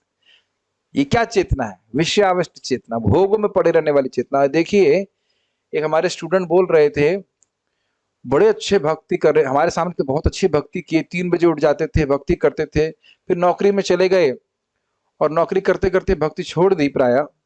तो हम लोग उस दिन प्रेम कृष्ण प्रभु ऑर्गेनाइज करवाए थे, याद है आपने? वो जो श्रवण क्या मैराथन या श्रवण महोत्सव इस प्रकार कुछ किया था, हम 3-4 घंटे चर्चा कर रहे थे। वो खुद बोलने लगे, प्रभु जी मुझे कुछ पहले आप बोलते थे मुझे बड़ी आसानी से समझ में आ जाता था, अभी मैं भक्ति नहीं कर पा रहा हूं, मैं जप नहीं कर पा रहा हूं, तो मुझे समझ में नहीं आ रही आपकी बात। ये भक्तों के संग भी होता है इस प्रकार से। जब भोग में पड़ा रहता है भक्त, भक्ति नहीं करता है, जप नहीं करता है, तो उसका मन नहीं लग पाता है कथा में, वो समझ नहीं पाता, उसको जो सूक्ष्म पॉइंट्स हैं वो समझ में नहीं आते। आप समझ रहे हैं मेरी बात? तो जो लोग पूरी तरह भोग में पड़े वो क्या समझेंगे उसको? वो क्या ओपिनियन भी देंगे? क्या लाइक और डिसलाइक देंगे? बताइए कथा का क्या कहेंगे वो? इसीलिए जब भी कोई आपको बोले प्रभु समझ में नहीं आ रहा, क्या बोलना होगा? चैंट हरे कृष्णा कृष्णा कृष्णा हरे हरे, हरे राम राम राम हरे हरे। तब वो समझ पाएगा, हाँ हाँ अभी भगवान की कथा समझ में आ रही है। इसीलिए प्रभुपाद जी कहते हैं प्रारंभ में व्यक्ति हरे कृष्ण मंत्र करता है, आगे वो शुद्ध होता है और श्रीमद् भागवतम का श्रवण करके वो और प्रगति करता है। तो जंतु शब्द समझ पा रहे हैं? नकुल प्रभु जंतु का मतलब क्या समझाया यहाँ पे? जीव जंतु। अच्छा, और कहाँ था मन आपका? हाँ, एकदम कीड़े की तरह जी रहा है, भोग में पड़ा हुआ, वो कभी भगवान को नहीं समझेगा। समझना छोड़ दीजिए, संकल्प ही नहीं आएगा कि समझेंगे। और हम दूसरों को क्या बोले, हम अपनी ही बात कर सकते हैं। Is it not? हम भक्ति में नहीं थे, कोई संकल्प आया कि हाँ भाई भगवान कृष्ण क्यों अवतरित होते हैं? कभी संकल्प नहीं आता। Is it not? भगवान कृष्ण भी भगवान है, कुछ भी संकल्प नहीं आता ना। इसीलिए प्रचार बहुत जरूरी है, क्योंकि प्राय सभी लोगों की स्थिति इसी प्रकार की है। कुछ श्रवण करेंगे तब वह कुछ भगवान के बारे में जानने के लिए इच्छुक होंगे। अरे मान लीजिए बहुत तेज हो पढ़ाई लिखाई में तो कहते हैं ना, निपुणेन अर्थात तर्क आदि कौशल के द्वारा नहीं ही जान पाते हैं। कितना भी तर्क लगाएं, इस पॉइंट को आप पकड़ेंगे तो कल की कथा समझ में आएगी। कितना भी तर्क लगा लीजिए, भगवान नहीं समझ में आएंगे। तर्क से भगवान बिल्कुल बाहर है। युक्ति है, लेकिन वह युक्ति शास्त्र के आधार पर है। शास्त्र को छोड़ करके कोई तर्क करेगा तो वह कभी भगवान को नहीं समझ सकता है। श्रीमद् भागवतम और भगवद गीता के अनुसार हम युक्ति करते ही हैं, लेकिन वो युक्ति सरस है, वह शास्त्र के आधार पे है। अपने मन गणन तरीके से अगर कोई व्यक्ति करेगा तो कभी भगवान को नहीं समझ पाएगा। प्रभुपाद जी इसको कहते हैं कि तुम भगवान को अपनी बुद्धि से नहीं, अपनी जीभ से समझोगे। भगवान का नाम उच्चारण करो और भगवान का प्रसाद खाओ, भगवान के बारे में श्रवण करोगे तो धीरे धीरे भगवान की बात कुछ कुछ समझ में आती है। कुमनुष्य होने को हेतु को क्या कह रहे हैं? कह रहे भाई क्या बात है, क्यों वो कुमनुष्य हैं, खराब बुद्धि वाले हैं? तो कह रहे अज्ञ। नटचर्याम विवाग्य, अज्ञ शब्द आया है आखिरी में। अज्ञ मतलब होता है जो नहीं जानता है, अर्थात आत्मा और परमात्मा के यथात्म ज्ञान से शून्य। क्या आत्मा है, क्या परमात्मा है, कौन भगवान है, उनको ठीक ठीक नहीं जानता है। क्या आप ये मानते हो कि भारत में जो कुछ भी थोड़ा बहुत दर्शन जानता है वो ये मानता है कि आत्मा परमात्मा ही है, ये आत्मा परमात्मा में लीन हो जाएगी? क्या आपने सुना है बात? यही सुना होगा। क्या किसी ने में इस्कॉन में आने से पहले कभी सुना था कि आत्मा वैकुंठ जाती है और वैकुंठ जाकर भगवान श्री कृष्ण की या भगवान विष्णु की नित्य सेवा में लगती है? रेयरेस्ट ऑफ द रेयरेस्ट बात है ये, कोई डिस्कशन नहीं इस तरह का। हाँ, जो मर जाएगा तब वो कहेंगे राम नाम सत्य है, लेकिन अगर स्वर्ग भी नहीं सोचते। स्वर्ग के बारे में देखो, स्वर्ग के बारे में पूरा जीवन सोचोगे तब स्वर्ग मिलेगा। ऐसा नहीं कि मरने के बाद सोचना शुरू किया।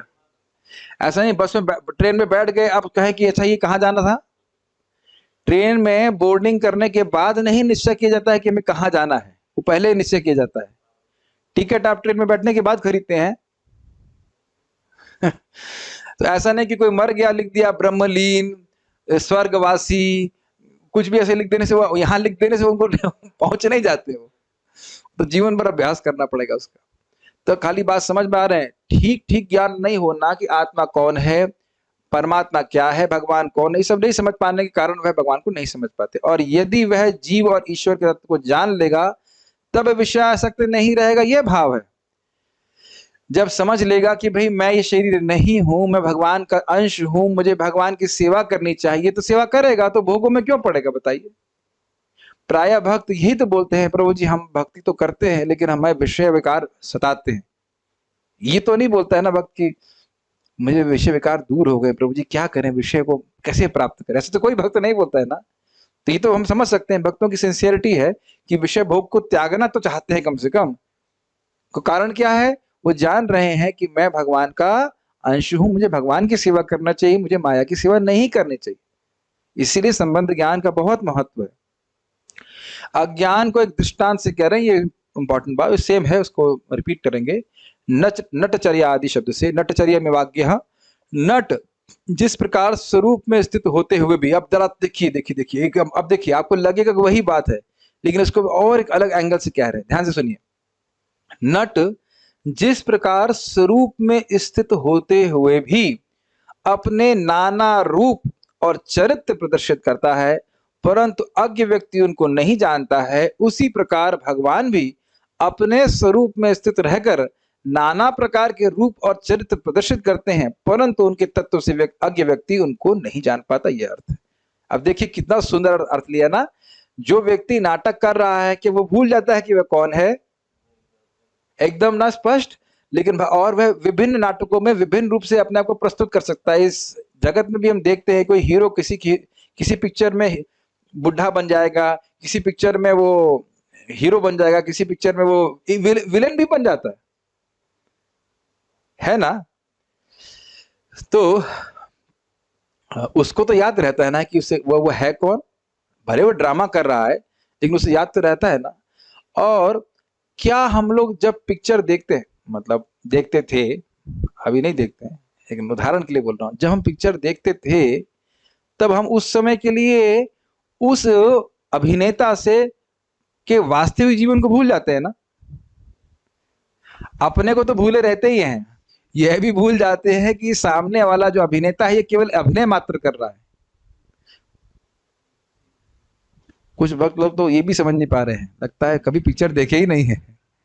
यहां तक कि हम लोग रोने भी लगते हैं, अगर हीरो रोता है तो हम भी रोने लगते हैं, हीरोइन रोएगी तो हम भी रोने लगते हैं। लगता है हीरोइन वाकई इस हीरो से प्रेम कर रही है, वो पता नहीं है किसी से पैसे मिले, पिछली बार किसी और से प्रेम कर रही थी पिछली पिक्चर में। है कि नहीं? नहीं समझ पाते ना, उस क्षण के लिए भूल जाते हैं। तो अभी लोग इसी प्रकार से, देखो कृष्ण क्षत्रिय, तो क्षत्रिय का लड़का है। कहीं एक बात आ रही थी, कौन बोलता है कि कृष्ण क्षत्रिय के लड़के की पूजा आप क्यों कर रहे हैं? हाँ यस, बहुत बहुत कृष्ण, थैंक यू। अब देखिए, दुर्गा देवी तक मोहित हो जाती हैं तो ये देवी मायावादी मोहित हो जाए तो क्या, माया ही मोहित हो जाती हैं तो मायावादी मोहित हो तो क्या। एक उदाहरण देंगे, आप समझ जाएंगे, बहुत सुंदर उदाहरण। एक बार भगवान श्री राम, एक बार नहीं आप जानते ही हो, भगवान श्री राम विरह में रो रहे थे माता सीता के। माता सीता थी चली गई थी, चोरी हो गई थी, उनको अपहरण कर लिया था, और वो रो रहे हैं और पेड़ों से पूछ रहे हैं मेरी सीता कहाँ है, पत्थरों से पूछ रहे हैं, नदी से पूछ रहे हैं। तो शिव जी उस समय दुर्गा जी के, क्षमा कीजिएगा, सती के संग, दक्ष की बेटी सती के संग, उनकी शादी हुई थी पहले, उनके संग वहां से जा रहे थे। तो शिव जी दूर से ही भगवान श्री राम को प्रणाम किए, हे परब्रह्म भगवान मैं आपको प्रणाम करता हूँ, फिर आगे चलने लगे। तो माता सीता, सॉरी माता सती को थोड़ा सा संदेह हुआ, प्रभु मतलब हे शिव जी आप क्षत्रिय के लड़के को क्यों प्रणाम कर रहे हैं? तो शिव जी जैसे ही मुस्कुराए होंगे, बड़ी मंद हास्य के मंद मुस्कुराहट से बोले, क्षत्रिय नहीं है वो भगवान है। अरे भगवान है तो इस प्रकार से रो क्यों रहे हैं अपने पत्नी के लिए? देख लीजिए, बहुत ध्यान पूर्वक सुनिए इसको। तो फिर तो शिव जी बोले ठीक है आप जाके परीक्षा ले लीजिए। तो माता सती सीता के रूप में आई भगवान श्री राम के सामने और बोली, स्वामी आप रो क्यों रहे हैं? मैं तो आपके सामने उपस्थित हूं, आप मेरे लिए क्यों रो रहे हैं? तो भगवान श्री राम ने कहा, माते अपनी पत्नी को तो माता नहीं कहेंगे, क्योंकि माता जी आपके पति अब अकेले यहाँ क्यों घूम रही हैं? आपके पति शिवजी कहाँ है? अरे बाप रे, अब तो उनको इतना शर्म आई कि अच्छा, अब देख रहे हैं ना कि यहाँ पे लग रहा है कि भगवान श्री राम जो है वह एक स्त्रीण, अपनी स्त्री में आसक्त पति की तरह वो रो रहे हैं, लेकिन वे अपने स्वरूप में स्थित है, उनको पता है कि कौन है। और माता सीता बिल्कुल हमेशा उनके साथ ही रहती है, वो तो माया सीता को रावण लेके गया था। अब देखिए, जब माया ही मोहित हो जा रही है तो फिर, तो जब उसके बाद वो लौट के आई तो शिव जी पूछे, परीक्षा ले ली? नहीं नहीं, माता जी लोग झूठ बोलती हैं, परंपरा चली रही है। तो उन्होंने बोला, नहीं मैंने कोई परीक्षा नहीं लिया, मैं तो बस प्रणाम करके आ गई, मैंने तो कोई परीक्षा नहीं लिया, मैंने तो कोई परीक्षा नहीं लिया इस प्रकार से। और शिव जी आंख बंद किए, समझ गए कि क्या परीक्षा लेकर के आए थे।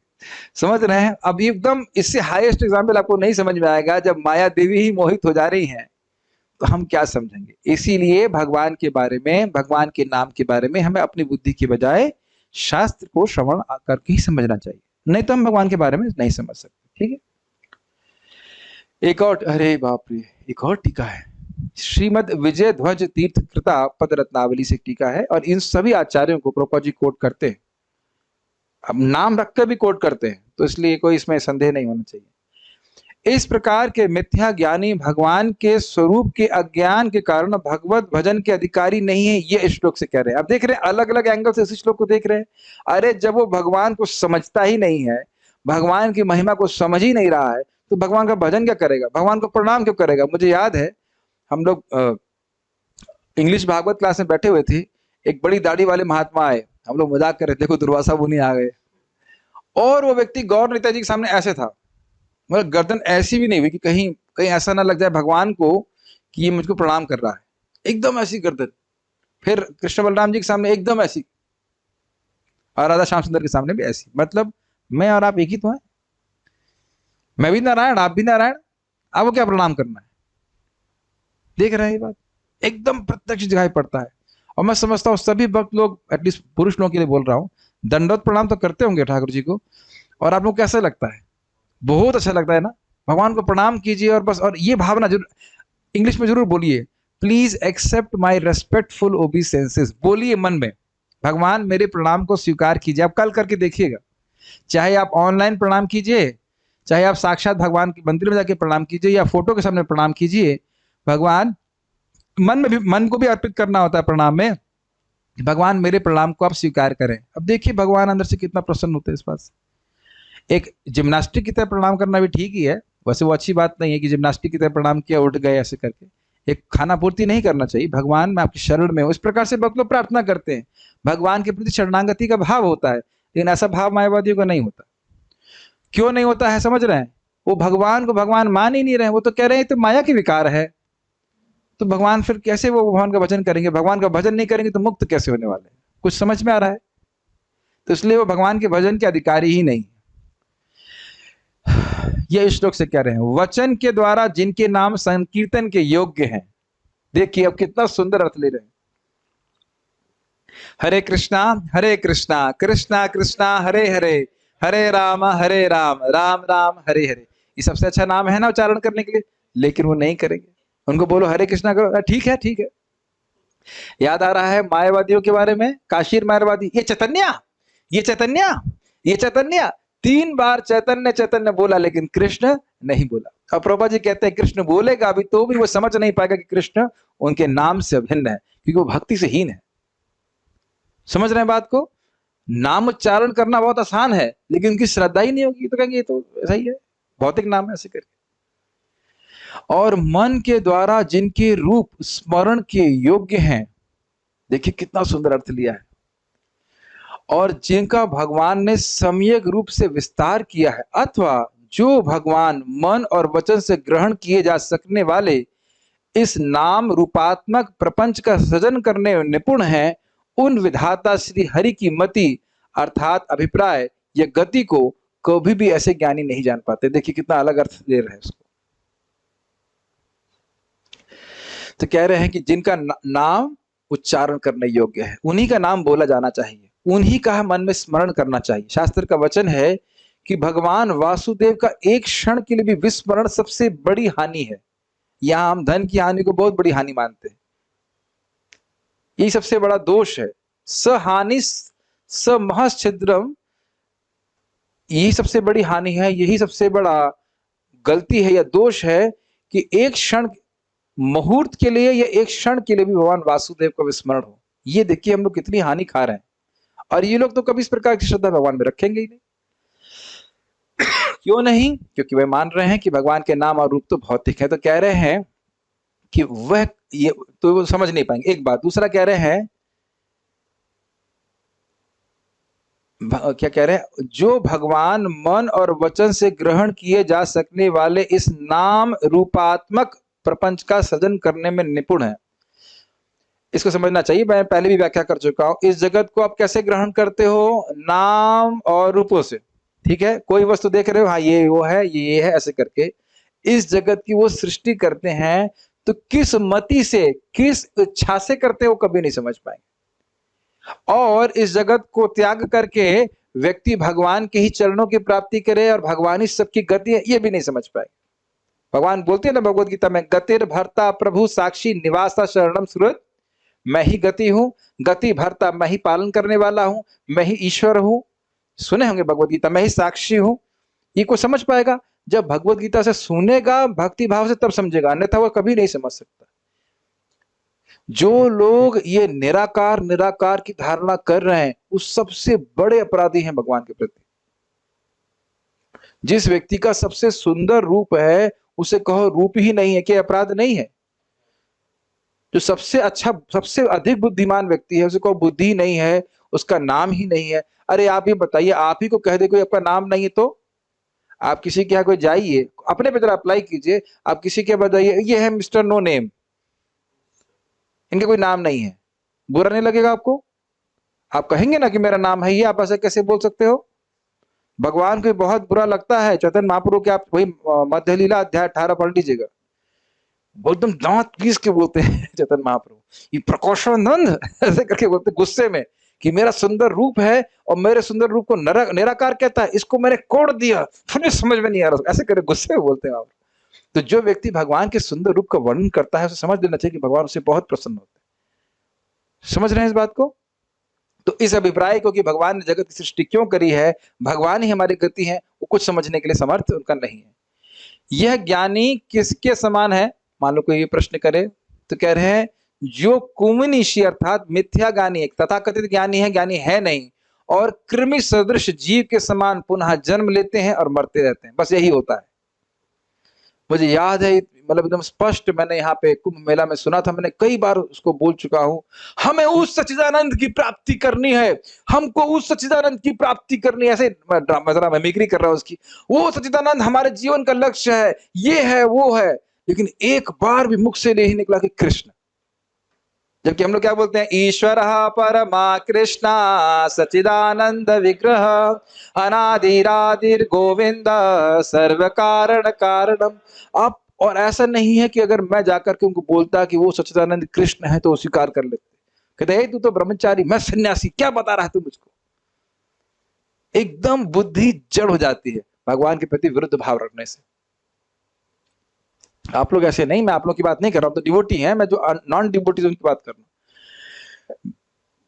आगे व्याख्या कर रहे हैं, मिश्र बुद्धि वाले संसारी मनीषी, मतलब भोग में लगे वाले मनीषी, क्योंकि वह कुत्सित प्रमाण विरुद्ध व निरे मिथ्या विचारों को मानते हैं और जो युक्ति के अनुसार बोलने में असमर्थ नहीं होते हैं, सॉरी युक्ति के अनुसार बोलने में समर्थ नहीं होते, अथवा इसका अर्थ होगा अद्वैतवाद। ये समझने का अर्थ क्या हुआ, इसका मतलब समझना चाहिए। कोई प्रमाण नहीं है कि भगवान निराकार है, अपने मन से बोलना शुरू करते हैं। आपको याद है महाप्रभु ने क्या कहा था कि वेदों का महावाक्य है ओम, कुछ याद आ रहा है? और आप लोग क्या बोलते हो, तत्वमसि, तुम ही वही हो, तुम वही हो, तुम वही हो, यही बोलते रहते, सोहम सोहम। तो ये प्रमाण विरुद्ध है। याद आ रहा है आपको, महाप्रभु पूरा युक्ति से बोले थे कि नहीं, ओम महावाक्य है और इस प्रकार से कि तू आत्मा ही भगवान है, ये कोई महावाक्य नहीं है, ये एक देशीय वाक्य है, और इसी पे आप बल दे रहे हो ताकि ये स्थापित कर दो कि जीव ही भगवान है। ये सब गलत बात है। एक बात आप और ध्यान रखिएगा, भगवान ने भगवत गीता की तीसरे अध्याय में हम लोग पढ़ चुके हैं, दूसरे अध्याय में मत पढ़ा बार बार बोलने की अगर कोई व्यक्ति भगवान को अपनी इंद्रियां समर्पित नहीं कर रहा है तो वह भोगों से बच ही नहीं सकता है, बच ही नहीं सकता है। अपनी मति व भोगों से गिरने से बचा ही नहीं सकता है।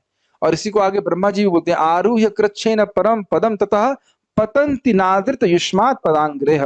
आपके चरण कमलों का अनादर करने के कारण बहुत तपस्या करके वो उच्च पद को प्राप्त करते हैं, फिर भी धम्म से गिरते हैं। जैसे सांप सीढ़ी का होता है ना, सांप 98 पे पड़ा रहता है, वो सीधे सीधे सांप मारता है डंक, नीचे आके, डंक नहीं सॉरी, दांत मारता है तो नीचे आके गिर जाते हैं। अब तो समझ में आ रहा है। और प्रभुपाद जी बड़ा कटाक्ष करते हैं, अच्छा तुम लोग कहते हो कि जगत झूठा है, जगत स्वप्न है, स्वप्नवत है, तो ये बताओ कि तुम लोग हॉस्पिटल क्यों खोल रहे हो स्वप्न में? प्राय मायावादी लोग हॉस्पिटल जरूर खोलते, आपने देखा है, हम संस्था का नाम नहीं बोल रहे हैं, लेकिन फिलॉसफी में क्या बोल रहे हैं, ये जगत झूठा है। तो भाई झूठे जगत में स्वप्न में एक हॉस्पिटल खोलना या धर्मार्थ कोई कार्य करने का क्या प्रयोजन है, जरा बताइए। अगर मैं कहूं कि आज कल रात्रि में मैं एक बहुत बड़ा अस्पताल खोला तो आप लोग जरूर मेरी सराहना करने वाले हो ना। सपने में अस्पताल खोलने का क्या मतलब हुआ? अब हम हंसेंगे कि नहीं, है ना बिल्कुल युक्ति के विरुद्ध बात। एक तरफ आप कह रहे हो, अभी मैं एग्जांपल दे रहा हूं, एक तरफ कह रहे हो स्वप्न है, तो फिर तुम स्वप्न में अस्पताल खोलने में इतनी मेहनत क्यों कर रहे हो? क्या अंत कारण क्या है? कारण ये है कि हम लोग हैं सेवक, और वो सेवक की सेवा किए बिना रह नहीं सकते, और असली स्वामी को पहचान नहीं रहे हैं तो स्वप्न की सेवा चल रही है। ग्रहण कर पा रहे इस बात को? एकदम नीचे गिर रहा है व्यक्ति। क्या एक तरफ कह रहे हो झूठा है, अच्छा दूसरा पकड़िए, कहते हैं कि ब्रह्म सत्य जगत मिथ्या। समझ में आया? ब्रह्म सत्य है और जगत मिथ्या है। अच्छा फिर कहते हैं सर्व खलु इदम ब्रह्म, सब कुछ ब्रह्म है। कुछ संस्कृत पकड़ में आ रही है, सब कुछ ब्रह्म है, पहला स्टेटमेंट। और दूसरा स्टेटमेंट क्या है, ब्रह्म सत्य जगत मिथ्या। तो अब उनसे पूछो कि अगर सब कुछ ब्रह्म है तो जगत क्या है? क्या उत्तर है बताओ नकुल प्रभु? अगर सब ये समझ में आ रहा है? सब कुछ ब्रह्म है, सब जो दिख रहा है वो सब ब्रह्म है। फिर जगत क्या है? हाँ हाँ, जगत भी ब्रह्म है। तो फिर आप दूसरा वाक्य ये क्यों कह रहे हो कि ब्रह्म सत्य है और जगत मिथ्या है? तो इस प्रकार के बहुत सारे विरोधाभास इनके आप फिलॉसफी में पकड़ोगे, क्योंकि झूठ बोला जा रहा है। जब कोई व्यक्ति झूठ बोलता है तो एक झूठ को दूसरे झूठ पे आधारित करना पड़ेगा। मैंने ये सब उदाहरण क्यों दे रहा हूं, समझ रहा है? इनके प्रमाण विरुद्ध बात होती है और बिल्कुल आधार रहित बात कहते हैं। ऐसा शास्त्र कुछ सम्मत बात कहते ही नहीं है। इस कारण से ऐसे लोगों की बातों को, ऐसे लोग भगवान को कभी नहीं समझ पाएंगे। इन्हीं सब बातों में उलझे रहते। यहां तक कि शंकराचार्य जी, बड़ी हंसी की बात है, काशी में थे और उनके ही संप्रदाय का व्यक्ति होकर बहुत बुढ़ा हो गया था और मतलब वो ग्रामर पढ़ रहा था। तो आप जानते हैं प्रसिद्ध श्लोक शंकराचार्य जी बोले, भज गोविंदम भज गोविंदम गोविंदम भज मूढ़मते अंत काल सन्हत काले नहीं नहीं रक्षते दुख करणे। ए मूर्ख, गोविंद का भजन करो, गोविंद का भजन करो। तुम जब मरोगे तो तुम्हारा व्याकरण काम नहीं आने वाला है। समझ में आया? और व्याकरण की दृष्टि से घुमा फिरा के बात करते हैं, सीधी सीधी बात को प्रस्तुत नहीं करते। प्रभुपाद जी का तात्पर्य तो समझ में आए? अद्वैतवादी जबरदस्ती अद्वैत स्थापित करने का प्रयास कर रहे हैं। शास्त्र बोल रहा है कि जीव भगवान का दास है, और तुम उसी में भिड़ा रहे हो कि नहीं जीव ही भगवान है, जीव ही भगवान है। तो कैसे मान लेंगे बताइए? किसी जो चीज झूठ है उसको स्थापित करने में दिक्कत होती है कि नहीं? तात्पर्य, परम सत्य के दिव्य स्वभाव का कोई भी ठीक से वर्णन नहीं कर सकता, अर्थात अपनी कल्पना के अनुसार नहीं कर सकता। इसलिए कहा जाता है कि वे मन तथा वाणी की अभिव्यक्ति से परे हैं। श्रील प्रभुपाद जी संबंध में बड़ा अच्छी बात कह रहे थे। कुछ तथाकथित दार्शनिक थे और प्रभुपाद जी सीधे चैलेंज किए, ये बताओ भगवान कौन है? तो ने कहा हम भगवान के बारे में जानते हैं, लेकिन हमको यह नहीं पता कि भगवान है कौन। और प्रभुपाद जी ने बड़े ही सुंदर तरीके से मालती माता जी की लड़की बहुत छोटी सरस्वती को बुलाया। मैं समझता हूँ 5 साल की भी नहीं होगी, 5 साल की रही होगी। और बोला, सरस्वती बता भगवान कौन है? तो उसने बोला, कृष्णा है the supreme personality of godhead. Krishna ही परम भगवान है। कहा देखिए, प्रभुपाद जी बोले देखो ये लड़की का ज्ञान एकदम परफेक्ट है, क्योंकि उसने परंपरा में स्वीकार किया। और ये लोग पूरा जीवन बिता देंगे लेकिन समझ ही नहीं पाएंगे कि भगवान है कौन। भगवान कौन है यही नहीं समझ पाएंगे, और भगवान की सेवा की तो फिर बात ही छोड़ दीजिए। ठीक।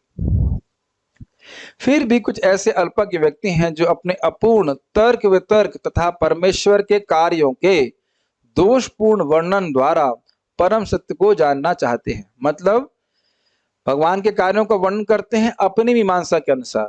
जैसे वही अपने देख लिया ना, भगवान श्री राम के बारे में या भगवान कृष्ण के बारे में ऐसे सोचते थे। मैं कहीं दूर नहीं जा रहा हूं, मैं खुद ही इसका उदाहरण हूं। मैं अपनी दादी जी से चर्चा कर रहा था, अभी नहीं, 97 की बात होगी और बहुत पहले की बात है।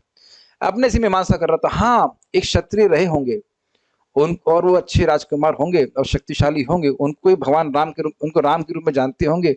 ऐसे ही बस ऐसे बोलना शुरू कर दिया। अब मुझे हंसी आ रही है कि क्या मूर्खतापूर्ण बात कर रहा था। कुछ लोगों ने उनको भगवान मान लिया होगा, उनको अच्छे कार्य किए होंगे, तो अब कुछ तो पढ़ा होगा कहीं, पता नहीं कहाँ से आइडिया आया मुझे। तो भगवान से क्षमा चाहूंगा इस प्रकार का मैंने वचन बोले। तो ये दिखाता है कि भगवान के बारे में ठीक ठीक ज्ञान न होने से हम ऐसी अंट सुंट बातें बोलते हैं। और प्लीज ध्यान दीजिए कि नास्तिक लोगों की भी ट्रेनिंग होना जरूरी है। कोई व्यक्ति बचपन से पैदा होते हुए नास्तिक नहीं होता है, वो श्रवण कीर्तन के प्रामाणिक तरीके के द्वारा वो नास्तिक बनता है। समझ रहे हैं? मैंने तेरा कटाक्ष समझ रहे हैं? ऐसे नास्तिकों का, दिव्य महात्माओं का वह संग करता है जो कन्विंस है कि भगवान नहीं है, और उनसे जब अच्छे प्रकार से प्रचुर मात्रा में श्रवण कीर्तन कर लेता है तो वह भी कन्विंस हो जाता है कि भगवान नहीं है। तो जो सोचिए, अगर हम लोग भगवान के बारे में प्रामाणिक रूप से भागवत से श्रवण करेंगे तो फिर कितना विश्वास भगवान के ऊपर रहेगा।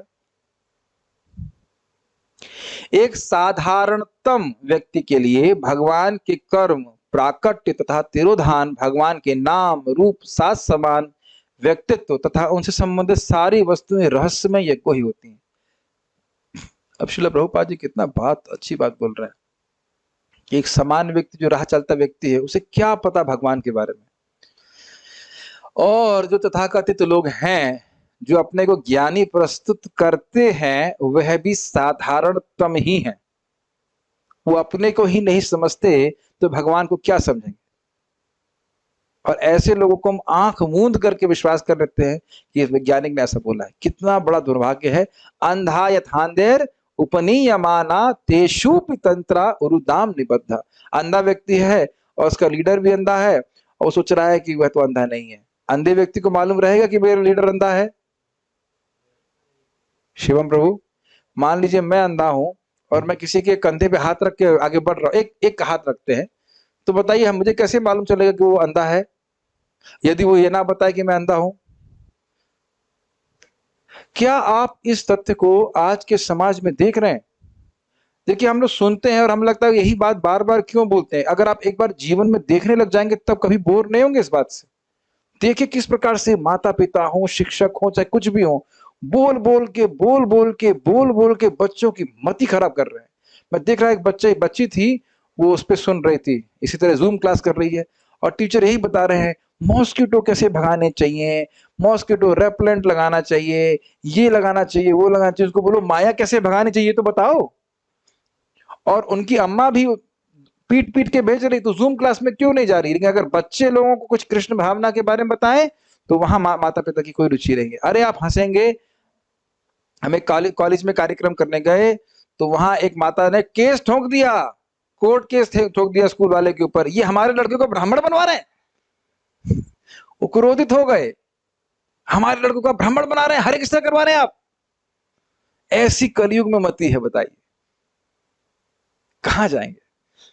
तो क्या फिर भगवान को समझेगा? तो इसलिए कलयुग में बहुत भाग्यवान है जो लोग हरे कृष्णा कृष्णा कृष्णा हरे हरे, हरे राम राम राम हरे, भगवान का नाम उच्चारण करते हैं, भागवत गीता भागवतम पढ़ते हैं आगे। भौतिकतावादियों की दो कोटियां होती हैं, एक सकाम कर्मियों की तो दूसरी मीमांसकों की। सकाम कर्मियों को परम सत्य की तनिक भी जानकारी नहीं होती और मीमांसक सकाम कर्मों से निराश होकर परम सत्य की ओर मुख मोड़ते हैं तथा शुष्क चिंतन द्वारा उन्हें जानने का प्रयास करते हैं। दूसरा समझिए, सकाम कर्म मतलब वे भोग की लालसा से कुछ कार्य करते हैं। आजकल तो लोग टेक्निकली सकाम कर्मी भी नहीं, क्योंकि स्वर्ग की भी विश्वास नहीं लोग। लेकिन हाँ, एक तरह से कर्मी कह सकते हैं कि जगत में कुछ भोग प्राप्त करने के लिए वो प्रयास करते रहते हैं। उन्हें कोई मतलब नहीं है कि भाई कोई आत्म साक्षात्कार होता है, आध्यात्मिक साक्षात्कार होता है, उससे कोई मतलब नहीं। और जब कोई ऐसे करते करते बोर हो जाता है, क्या निर्वेद हो जाता है उसको, क्या क्या है, क्या जीवन कुछ और है क्या, तब वो खुद सोचता है कि मैं मुक्त हो जाऊं या मैं कुछ मुक्ति के लिए प्रयास करूं। लेकिन दिक्कत ये होती है कि उससे पहले तक उम्र प्राय समाप्त हो जाती है। ये भी कठिनाई है, लेकिन जो भी है, लेकिन दोनों ही लोग भगवान के बारे में नहीं जान पाते कि भगवान के भक्तों का संग नहीं है। क्लियर समझ में आ रहा है? आगे पढ़ते हैं। ऐसे समस्त लोगों के लिए परम सत्य उसी तरह रहस्य में बने रहते हैं जिस प्रकार बच्चों को जादूगर के कर्तव्य परम पुरुष की जादूगरी से छले जाकर अभक्तगण सदैव अज्ञान में पड़े रहते हैं, भले ही वे सकाम कर्म तथा तर्क वितर्क में कितने ही निपुण क्यों ना हो। जैसे छोटा बच्चा कभी नहीं समझ पाएगा, अरे ये तो जादूगर है, जादूगरी कर रहा है। समझ रहे हैं? जैसे मैंने उदाहरण दिया था ना आपको, एक लड़की को लेके आए, उसके सर पे आग लगा दी, लड़की नाच रही है, तो बच्चा तो घबरा जाएगा, अरे बाप रे, देखो उसकी लड़की के सर पे आग लगी है। लेकिन जो विवेकी व्यक्ति जान रहा है कि वो जादू कर रहा है, वो वस्तुतः आग नहीं लगी। तो आप लोग प्राय नहीं बोलते, लोग कृष्ण को एक बहेली ने मारा और इस तरह के वो वीडियोज भी बना देते हैं, कृष्ण की मृत्यु कैसे हुई, कौन से पाप ने कृष्ण के वंश को ध्वंस किया, ऐसा करके वो कुछ बना भी सकते हैं। लेकिन वो मूर्खों को पता नहीं है कि वो सब भगवान के नित्य पार्षद है, वो केवल एक भगवान छलावा प्रस्तुत कर रहे हैं उनके सामने। तो जो श्रीमद् भागवतम नहीं पढ़ेगा उसी बात को करेगा। मुझे याद है कानपुर में जब IIT में थे, वहां पे तो जिसके हम हारमोनियम रिपेयर करना जाते थे, वो व्यक्ति बोला ये कैसे भगवान है, वो लड़कियों के कपड़े चुराते हैं। महाराज जी बोलते हैं गोपियों के कपड़े चुराए ये तो तुम देख रहे हो, और द्रौपदी को कपड़ा दिया वो नहीं देख रहे हो, तो कुछ पता है तुम किसके बारे में बोल रहे हो। तो ऐसे व्यक्ति को कुछ बोलना भी नहीं चाहिए। तो मैंने कहा हारमोनियम रिपेयर कीजिए, क्या बोलेंगे उसको, बताइए कि वो हरि नाम करेगा क्या, बताइए हरे कृष्ण करेगा, कुछ करेगा तब तो कुछ बताएं। तो इसलिए कभी आप प्रचार भी करें तो सीधे कृष्ण के बारे में ना बोल के पहले इसे समझाइए कि तुम हो कौन, किस प्रकार से जगत में दुख भोग रहे हो और भगवान कौन है, उनकी दिव्यता को समझें, तब जाके बात करें। अगर उसमें कुछ खराब होता है, किसी भी लीला में खराब होता, तो इसका श्रीमद् भागवत में रखी जाती, क्या वेद व्यास जी इसको पढ़ते, क्या सुखदेव गोस्वामी जी इसको बोलते? लिखते, मतलब कभी होता है ऐसा? परीक्षित महाराज जो पूरे राज्य को त्याग करके बैठे हुए हैं, हाँ, वो मरने की अवस्था में क्या उस प्रकार की बात करते जहां पे इतने सारे ऋषि बैठे हुए हैं? अगर किसी भी भगवान की लीला में थोड़ा सा भी दिव्यता में कुछ भी कमी होती, सोचना चाहिए ना। नहीं पता है तो आक्षेप करते, तो ये सब गड़बड़ बात होती है। तो कितना भी तर्क और वितर्क करें, हम सब वो समझ नहीं पाएंगे। ऐसे सीमित ज्ञान के द्वारा वे अध्यात्म के गुह्य क्षेत्र में प्रवेश नहीं कर पाते। सीमित ज्ञान का मतलब समझ लें, अपने इंद्रियों के द्वारा प्राप्त ज्ञान। तर्कवादी सकाम कर्मियों से थोड़े बेहतर होते हैं, लेकिन वे भी मोह के चुंगल में रहने से ये मान लेते हैं कि जिस वस्तु में कोई रूप, नाम तथा कर्म हो वह भौतिक शक्ति से उत्पन्न है। ये आपने पढ़ा था ना अभी टीका में। वो कहते हैं भाई जगत में तो हर वस्तु का नाम और रूप है, वो भौतिक है, तो भगवान का नाम और रूप कैसा होगा? ये कहते हैं शुष्कता। जैसे कई बार उदाहरण सुन चुके हो, गाय का गोबर पवित्र है, अच्छा, तो ब्राह्मण का गोबर तो 3 टाइम स्नान करने वाले, गायत्री करने वाले ब्राह्मण गोबर तो और पवित्र होगा। अब अगर कोई ये तर्क लेकर के ब्राह्मण का गोबर लीपने लगे घर में, तो आप समझ सकते दुर्गति हो जाएगी कि नहीं? समझ रहे ना बात? भाई शंख जो है वह एक जानवर की हड्डी है, तो अरे एक डॉक्टर जो बहुत बड़ा फिलोसफर है, कोई साइंटिस्ट है, उसकी खोपड़ी बजाएंगे हम तो वहां तो अपवित्र माना जाएगा ना उसको। तो तर्क आप शुष्क नहीं लगा सकते, मतलब शास्त्र के रहित, शास्त्र के आधार से रहित तर्क लगाएंगे तो भगवान को नहीं समझ पाएंगे। ठीक है, कहां गए हम लोग? हाँ, ऐसे लोगों के लिए परमात्मा रूपहीन, नामहीन तथा कर्महीन हो। और भगवान क्या कह रहे हैं? मां जन्म कर्म च में दिव्यम एवं यो वेति तत्वतः त्यक्त्वा देहम पुनर्जन्मा नैति मामेति सर्जुन। आप सभी लोगों को विश्वास है ना कि भगवान के जन्म कर्म दिव्य हैं, भगवान कर्माधीन होकर के नहीं आते। इसी प्रकार की बातों को श्रवण करना चाहिए क्योंकि शास्त्र युक्त बातें हैं। और चूंकि ऐसे मीमांसक या ज्ञानी भगवान के दिव्य नाम तथा रूप की बराबरी संसारी नामों तथा रूपों से करते हैं, अतः वे सचमुच अज्ञानी है। इसको समझ लीजिए, कई बार रिपीट किया गया है, फिर से रिपीट कर रहे हैं। आम आम आम आम आम आम आम आम आम आम बोले से आम प्रकट हो जाएगा, तो राम राम बोले से राम प्रकट हो जाएंगे। हाँ, बस समझ में आ गया। तुम अपना तर्क नहीं लगा सकते कि आम और आम के नाम में भेद है तो राम और राम के नाम में भेद है। भगवान अपनी अचिंत्य शक्ति से अपने नाम को विस्तारित करते हैं। भगवान का नाम भगवान से पूरी तरह से अभिन्न है। ये भक्त की श्रद्धा होती है। Does it make sense? एक बात बहुत कान खोलकर सुनिए, सुनो दिया मन। हम अपनी इंद्रियों का उपयोग कर रहे हैं भगवान की सेवा में, लेकिन श्रद्धा इंद्रियों पे नहीं रखते। मैं फिर से रिपीट कर रहा हूं, समझ में नहीं आई होगी बात। मैं अपनी इंद्रियों का उपयोग ही करता हूं भगवान की सेवा में, लेकिन इंद्रियां जो इंफॉर्मेशन दे रही है उस पर विश्वास नहीं करता। इंद्रिया कह रही है ये तो नाम है, ये ध्वनि है, ना ना ना ना ना ना ना, ये भगवान है। अरे ये तो खाना है, ना ना ना ना ना ना, ये भगवत स्वरूप है। अरे ये तो मूर्ति ना मूर्ति नहीं है, ये भगवान है। श्रद्धा हमारी शास्त्र से होती है, भले ही हम इंद्रियों से कार्य कर रहे हैं। श्रीमद् भागवतम ये भी तो कुछ हा का ना लिखा हुआ, नहीं नहीं नहीं नहीं नहीं, ये साक्षात भगवान है। और इस श्रद्धा से युक्त होकर जब भक्ति करेंगे तो आगे जाकर भगवान जैसी भक्ति हमारी बढ़ेगी तो हमको उसका अनुभव भी होगा। इसे बहुत गोही बातें हैं, उम्मीद है कि आपको तो समझ में आने लग गया होगा। यस, इतने अल्प ज्ञान से परम पुरुष की वास्तविक प्रकृति तक नहीं पहुंचा जा सकता।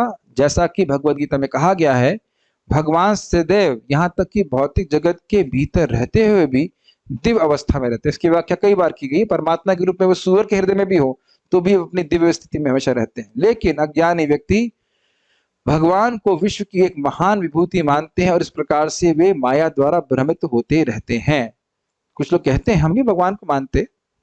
क्या मानते हो आप? मैं तो जीवन का बहुत बड़ा आश्चर्य है जब मैं एक संस्था के बारे में सुना, कहते हैं गीता कृष्ण ने नहीं बोली है। कहाँ लिखा है कि श्री कृष्ण वाचा? देखो सब जगह लिखा है श्री भगवान वाचा। मतलब हमने कहा हे भगवान, मतलब वो कह रहे हैं कि कृष्ण नहीं बोल रहे हैं, कृष्ण भगवान नहीं है, भगवान कृष्ण के अंदर से बोल रहे हैं। मैंने को बोला अगर यहाँ लिखा होता श्री कृष्ण वाचा तब कहते देखो कहाँ लिखा है कि श्री भगवान वाचा। तो आपका भगवान से द्वेष है तो आपको आपके सामने हाथी भी ले आएंगे तो आपको कहेंगे हाथी नहीं तो चूहा ही है। ये है श्रवण का प्रभाव। और वो बोलते हैं कि कृष्ण ने नहीं बोली गीता, शिव बाबा ने बोली है। मैंने कहा जरा बताओ गीता में कहां लिखी है श्री शिव बाबा वाचा? और अब उसका आर्ग्यूमेंट देखिए क्या देते हैं, कहते हैं कि भगवान कहते हैं कि रुद्रों में मैं क्या हूं, ऐसे रुद्राणाम अहम, कुछ तो ऐसे बोलते हैं कि मैं शिव हूं। तो भगवान अपनी विभूति के रूप में बोल रहे हैं कि एक मेरी विभूति रुद्र है, ये नहीं कह रहे कि रुद्र की विभूति मैं हूं, ऐसा बोल रहे हैं, ऐसा नहीं बोल रहे। तो ये देखिए इतना बड़ा ज्ञान है, पूरा मटिया मेट कर देते हैं। और इस प्रकार के सिद्धांत जीव को कभी संतुष्ट नहीं कर सकते, क्योंकि भगवान ऐसे संतुष्ट नहीं होते। तो आपने श्लोक में क्या सीखा कि जो व्यक्ति कुमनीषी है, भोगों में पड़ा हुआ है, वास्तविक रूप से ज्ञान नहीं प्राप्त करता, वो कभी नहीं समझ पाएगा कि भगवान किस प्रकार से जगत में अपने नाम रूप गुण आते को प्रकाशित कर रहे हैं। भले ही भगवान संतनवतः लगातार प्रकाशित कर रहे हैं। जैसे कोई व्यक्ति अज्ञ है तो नाटक में कोई व्यक्ति किस प्रकार से भाव भंगिमा प्रस्तुत कर रहा है, उसको कभी नहीं समझ पाएगा। तो आप निरुत्साहित ना हो, क्योंकि अगला श्लोक बताएगा, जिसकी चर्चा हम आज नहीं करेंगे, कि कौन व्यक्ति भगवान को जान सकता है। आज आपने सीखा कौन नहीं जान सकता, कल सीखेंगे, कल नहीं।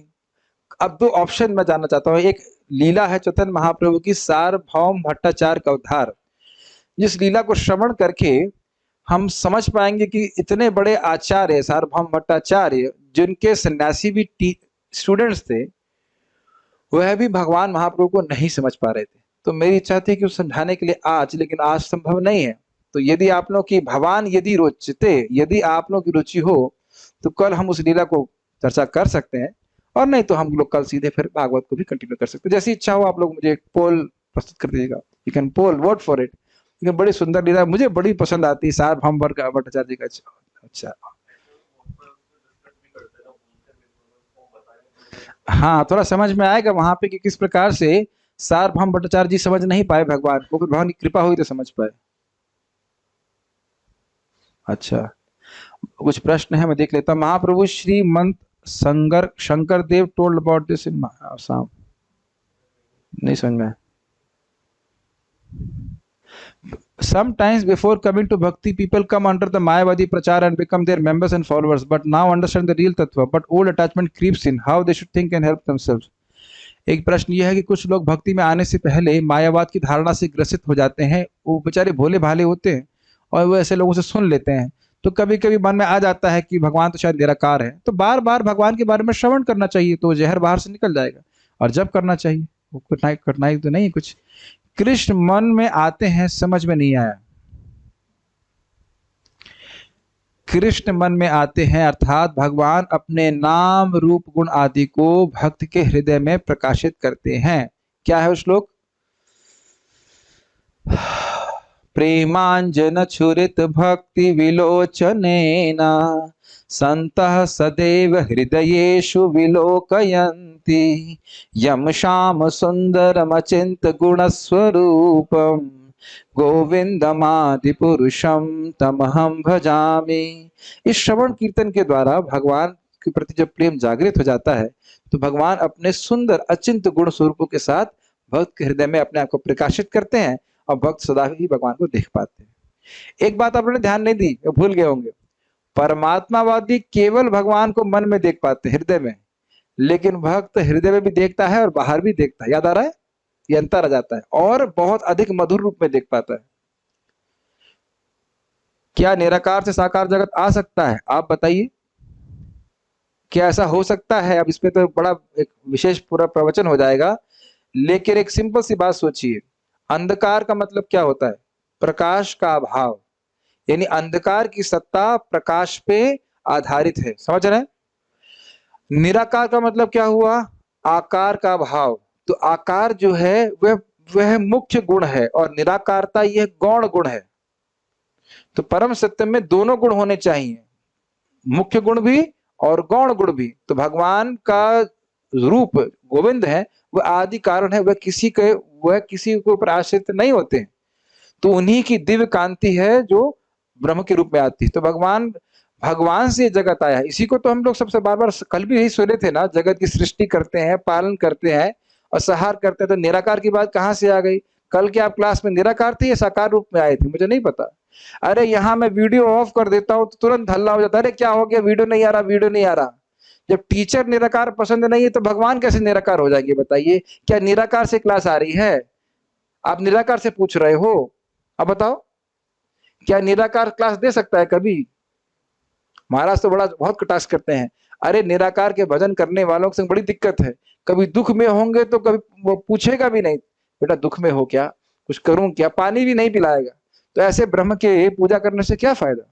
कृष्ण तो कितना कृपा करते हैं ना, देखो माता द्रौपदी ने पुकारा तो भगवान कृष्ण आए।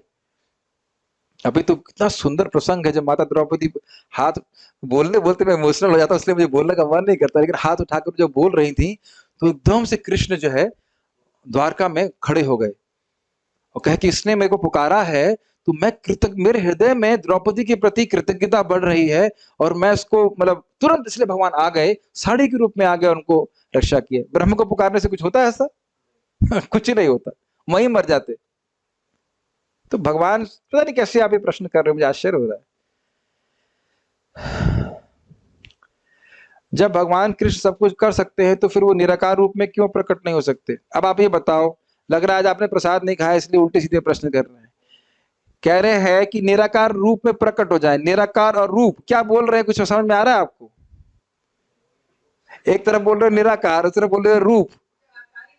हाँ तो आकार ही नहीं तो रूप कहां से होगा? कुछ सोच समझ के बोलिए। देखिए उल्टे सीधे प्रश्न करेंगे तो डांट पड़ेगी। कोई बात नहीं, लगता है आपने कुछ एक कृपा लेके आए हैं मायावादियों की, तभी इस तरह के प्रश्न कर रहे हैं। निराकार रूप को कोई प्रकट कर सकता है? बताइए, निराकार रूप कभी प्रकट नहीं होता। हाँ हाँ सही बात है। शिव जी ने तो गीता महात्म्य में कहा। हाँ तो क्या कहना चाहते हैं? तो लीला सुनना चाहते हैं तो ठीक है, कल हम लोग महाप्रभु की लीला श्रवण करेंगे। अब आप लोग पढ़ के आ सकते हो, मध्य लीला अध्याय 6। तो कुछ हम लोग पढ़ेंगे, बहुत मजा, बहुत मतलब बहुत आनंद आएगा। किस प्रकार से महाप्रभु कह रहे हैं, अरे मैं तो बहुत छोटा हूँ, आप मुझे शिक्षा दीजिए। और फिर उसके बाद साहब हम भट्टाचार्य को कहते हैं ना, जब पैरों से नीचे से कालीन खींच लेना, ऐसा करेंगे, आपको बहुत आनंद आएगा उसमें। तो कल हम लोग उसकी चर्चा करेंगे, उससे समझ में आएगा कि किस प्रकार से वो भौतिकतावादी व्यक्ति भगवान को नहीं समझ सकते। हाँ ये प्रश्न बहुत अच्छा है कि जब भक्तों के द्वारा भगवान के बारे में बताया जाता है तो लोग प्रायः स्वीकार नहीं करते, लेकिन जब बोलते हैं कि भगवान निराकार है तो स्वीकार कर लेते हैं। तो उसका एक मैं कारण बताता हूँ। एक भक्त मुझको बोले कि पहले हम एकादशी करते थे, हम लोग पूजा करते थे, लेकिन जब से हम लोग निराकारवाद को स्वीकार किए हैं, अब ये सब में नियम पालन करने की जरूरत नहीं है। तो यानी कि जब कोई प्रश्न, जब कोई जिस भगवान है तो उनकी कुछ पसंद नापसंद होगी। अब जब भगवान ही गायब कर दिए तो कोई नियम पालन करने की जरूरत नहीं है, खाओ जो खाना है, जो करना है सो करो, इसलिए वो स्वीकार करते। यही तो बद्ध जीव की प्रॉब्लम है कि वो भगवान से विमुख रहना चाहता है। तो ऐसा कोई भी सिद्धांत जो उसे भगवान से विमुख रखे उसे बहुत अच्छा लगता है। ये साधु बड़ा उदार है जो कहते हैं जिसको तुम मानो वही भगवान है। कितने उदार साधु हैं। शादी करने के बाद स्त्री को यही मतलब बोलता है ना, तुम जिसको भी पति मान लो वही पति है, यही बोलते हैं ना, यही तो चलता है। मानेंगे कोई इस प्रकार से? कोई भी जिसमें तुम्हें जो तुम्हें पसंद आए, जो तुमको अच्छा लगे वही तुम्हारा पति है, ऐसा होता है? स्वीकार करेंगे? ऐसी बातें बोलनी पड़ती हैं क्योंकि ऐसी बातें तो यही तो बोल रहे हैं लोग, किसी को भी स्वामी मान लो। जबकि क्या बोल रहे हैं सुखदेव गोस्वामी, बहुत सुंदर श्लोक है, मुंह से नहीं आ रहा है, धियाम पति सात्वताम पति, बहुत सुंदर श्लोक था, याद भूल रहा हूँ, बहुत सुंदर श्लोक था, उसको रोज रखना चाहिए था, रोज बोलने के लिए था। बहुत सुंदर श्लोक बोलते हैं कि धियापति श्रियापति, ऐसे करके सारी सभी के स्वामी भगवान कृष्ण ही है। दूसरे स्कंद का श्लोक है वो।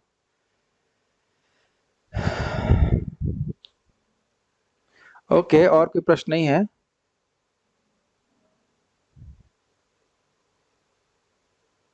ओके, कोई कह रहे हैं कि हम मायावादी धारणा से ग्रसित थे। अच्छी बात है, भगवान के बारे में सुनेंगे तो मायावाद हट जाता है।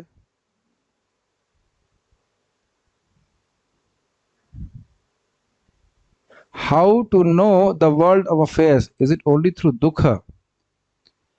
अच्छा प्रश्न है कि दुनिया के बारे में हम कैसे जान सकते हैं कि दुख के द्वारा होगा? दुख एक अच्छी बात है कि दुख होने से व्यक्ति कुछ कुछ प्रेरित होता है भगवान की तरफ जाने के लिए। ओके, और कोई प्रश्न नहीं है यहाँ पे? ठीक है, so स्टॉप हियर, हम लोग पारायण करेंगे। Any other questions? which श्लोक? ओ या श्रियः पतिर्यज्ञ पतिः प्रजापतिर् धियां पतिर्लोकपते धरापतिः पतिर्गतिश्चान्धकवृष्णिसात्वतां प्रसीदतां मे भगवान सतां पतिः। इसको रख लेना चाहिए मन में। बहुत सुंदर, बहुत सुंदर। ये सुखदेव गोस्वामी का मंगलाचरण से है, बहुत सुंदर है। यही कृष्ण हमारे स्वामी हैं, ठीक है, उनको संतुष्ट करें। एक बात आप लोग भूल गए शायद, हम लोग कल चर्चा किए थे, परसों चर्चा की थी, षाड्वर्गिकम जिग्रति षड्गुणेशः। उसकी आप लोग शायद ध्यान नहीं देते, मैं समझा भी नहीं पाया था। षाड्वर्गिकम का अर्थ लिए थे जीव गोस्वामी कि 6 वर्ग की भक्ति को जिग्रति भगवान अनुभव करते, भगवान से प्रसन्न होते हैं, क्योंकि भगवान षड गुण के सारे ऐश्वर्य से युक्त हैं। भगवान के भक्त भगवान की 6 प्रकार की भक्ति करते हैं और भगवान से स्वीकार करते हैं। तो ये मुझे बड़ा अच्छा लगा था। आप जब कर रहे हैं, भगवान के दर्शन के लिए जाते हैं, भगवान का प्रसाद ग्रहण कर रहे हैं, भगवान को प्रणाम करते हैं, भगवान का चर्चा करते हैं, तो भगवान उसको नोट करते हैं, उसको अप्रिशिएट करते हैं। This is very nice. तो देख रहे ना, श्लोक को छोड़ नहीं देना है, वो दिन भर चल सकता है श्लोक आपके साथ में, एक श्लोक को। इसीलिए आज मैं एक ही श्लोक लिया, इस पे आप कुछ विचार कीजिएगा कि आपने क्या सीखा और भक्तों से चर्चा कीजिएगा। हम लोग अब पारायण करते हैं।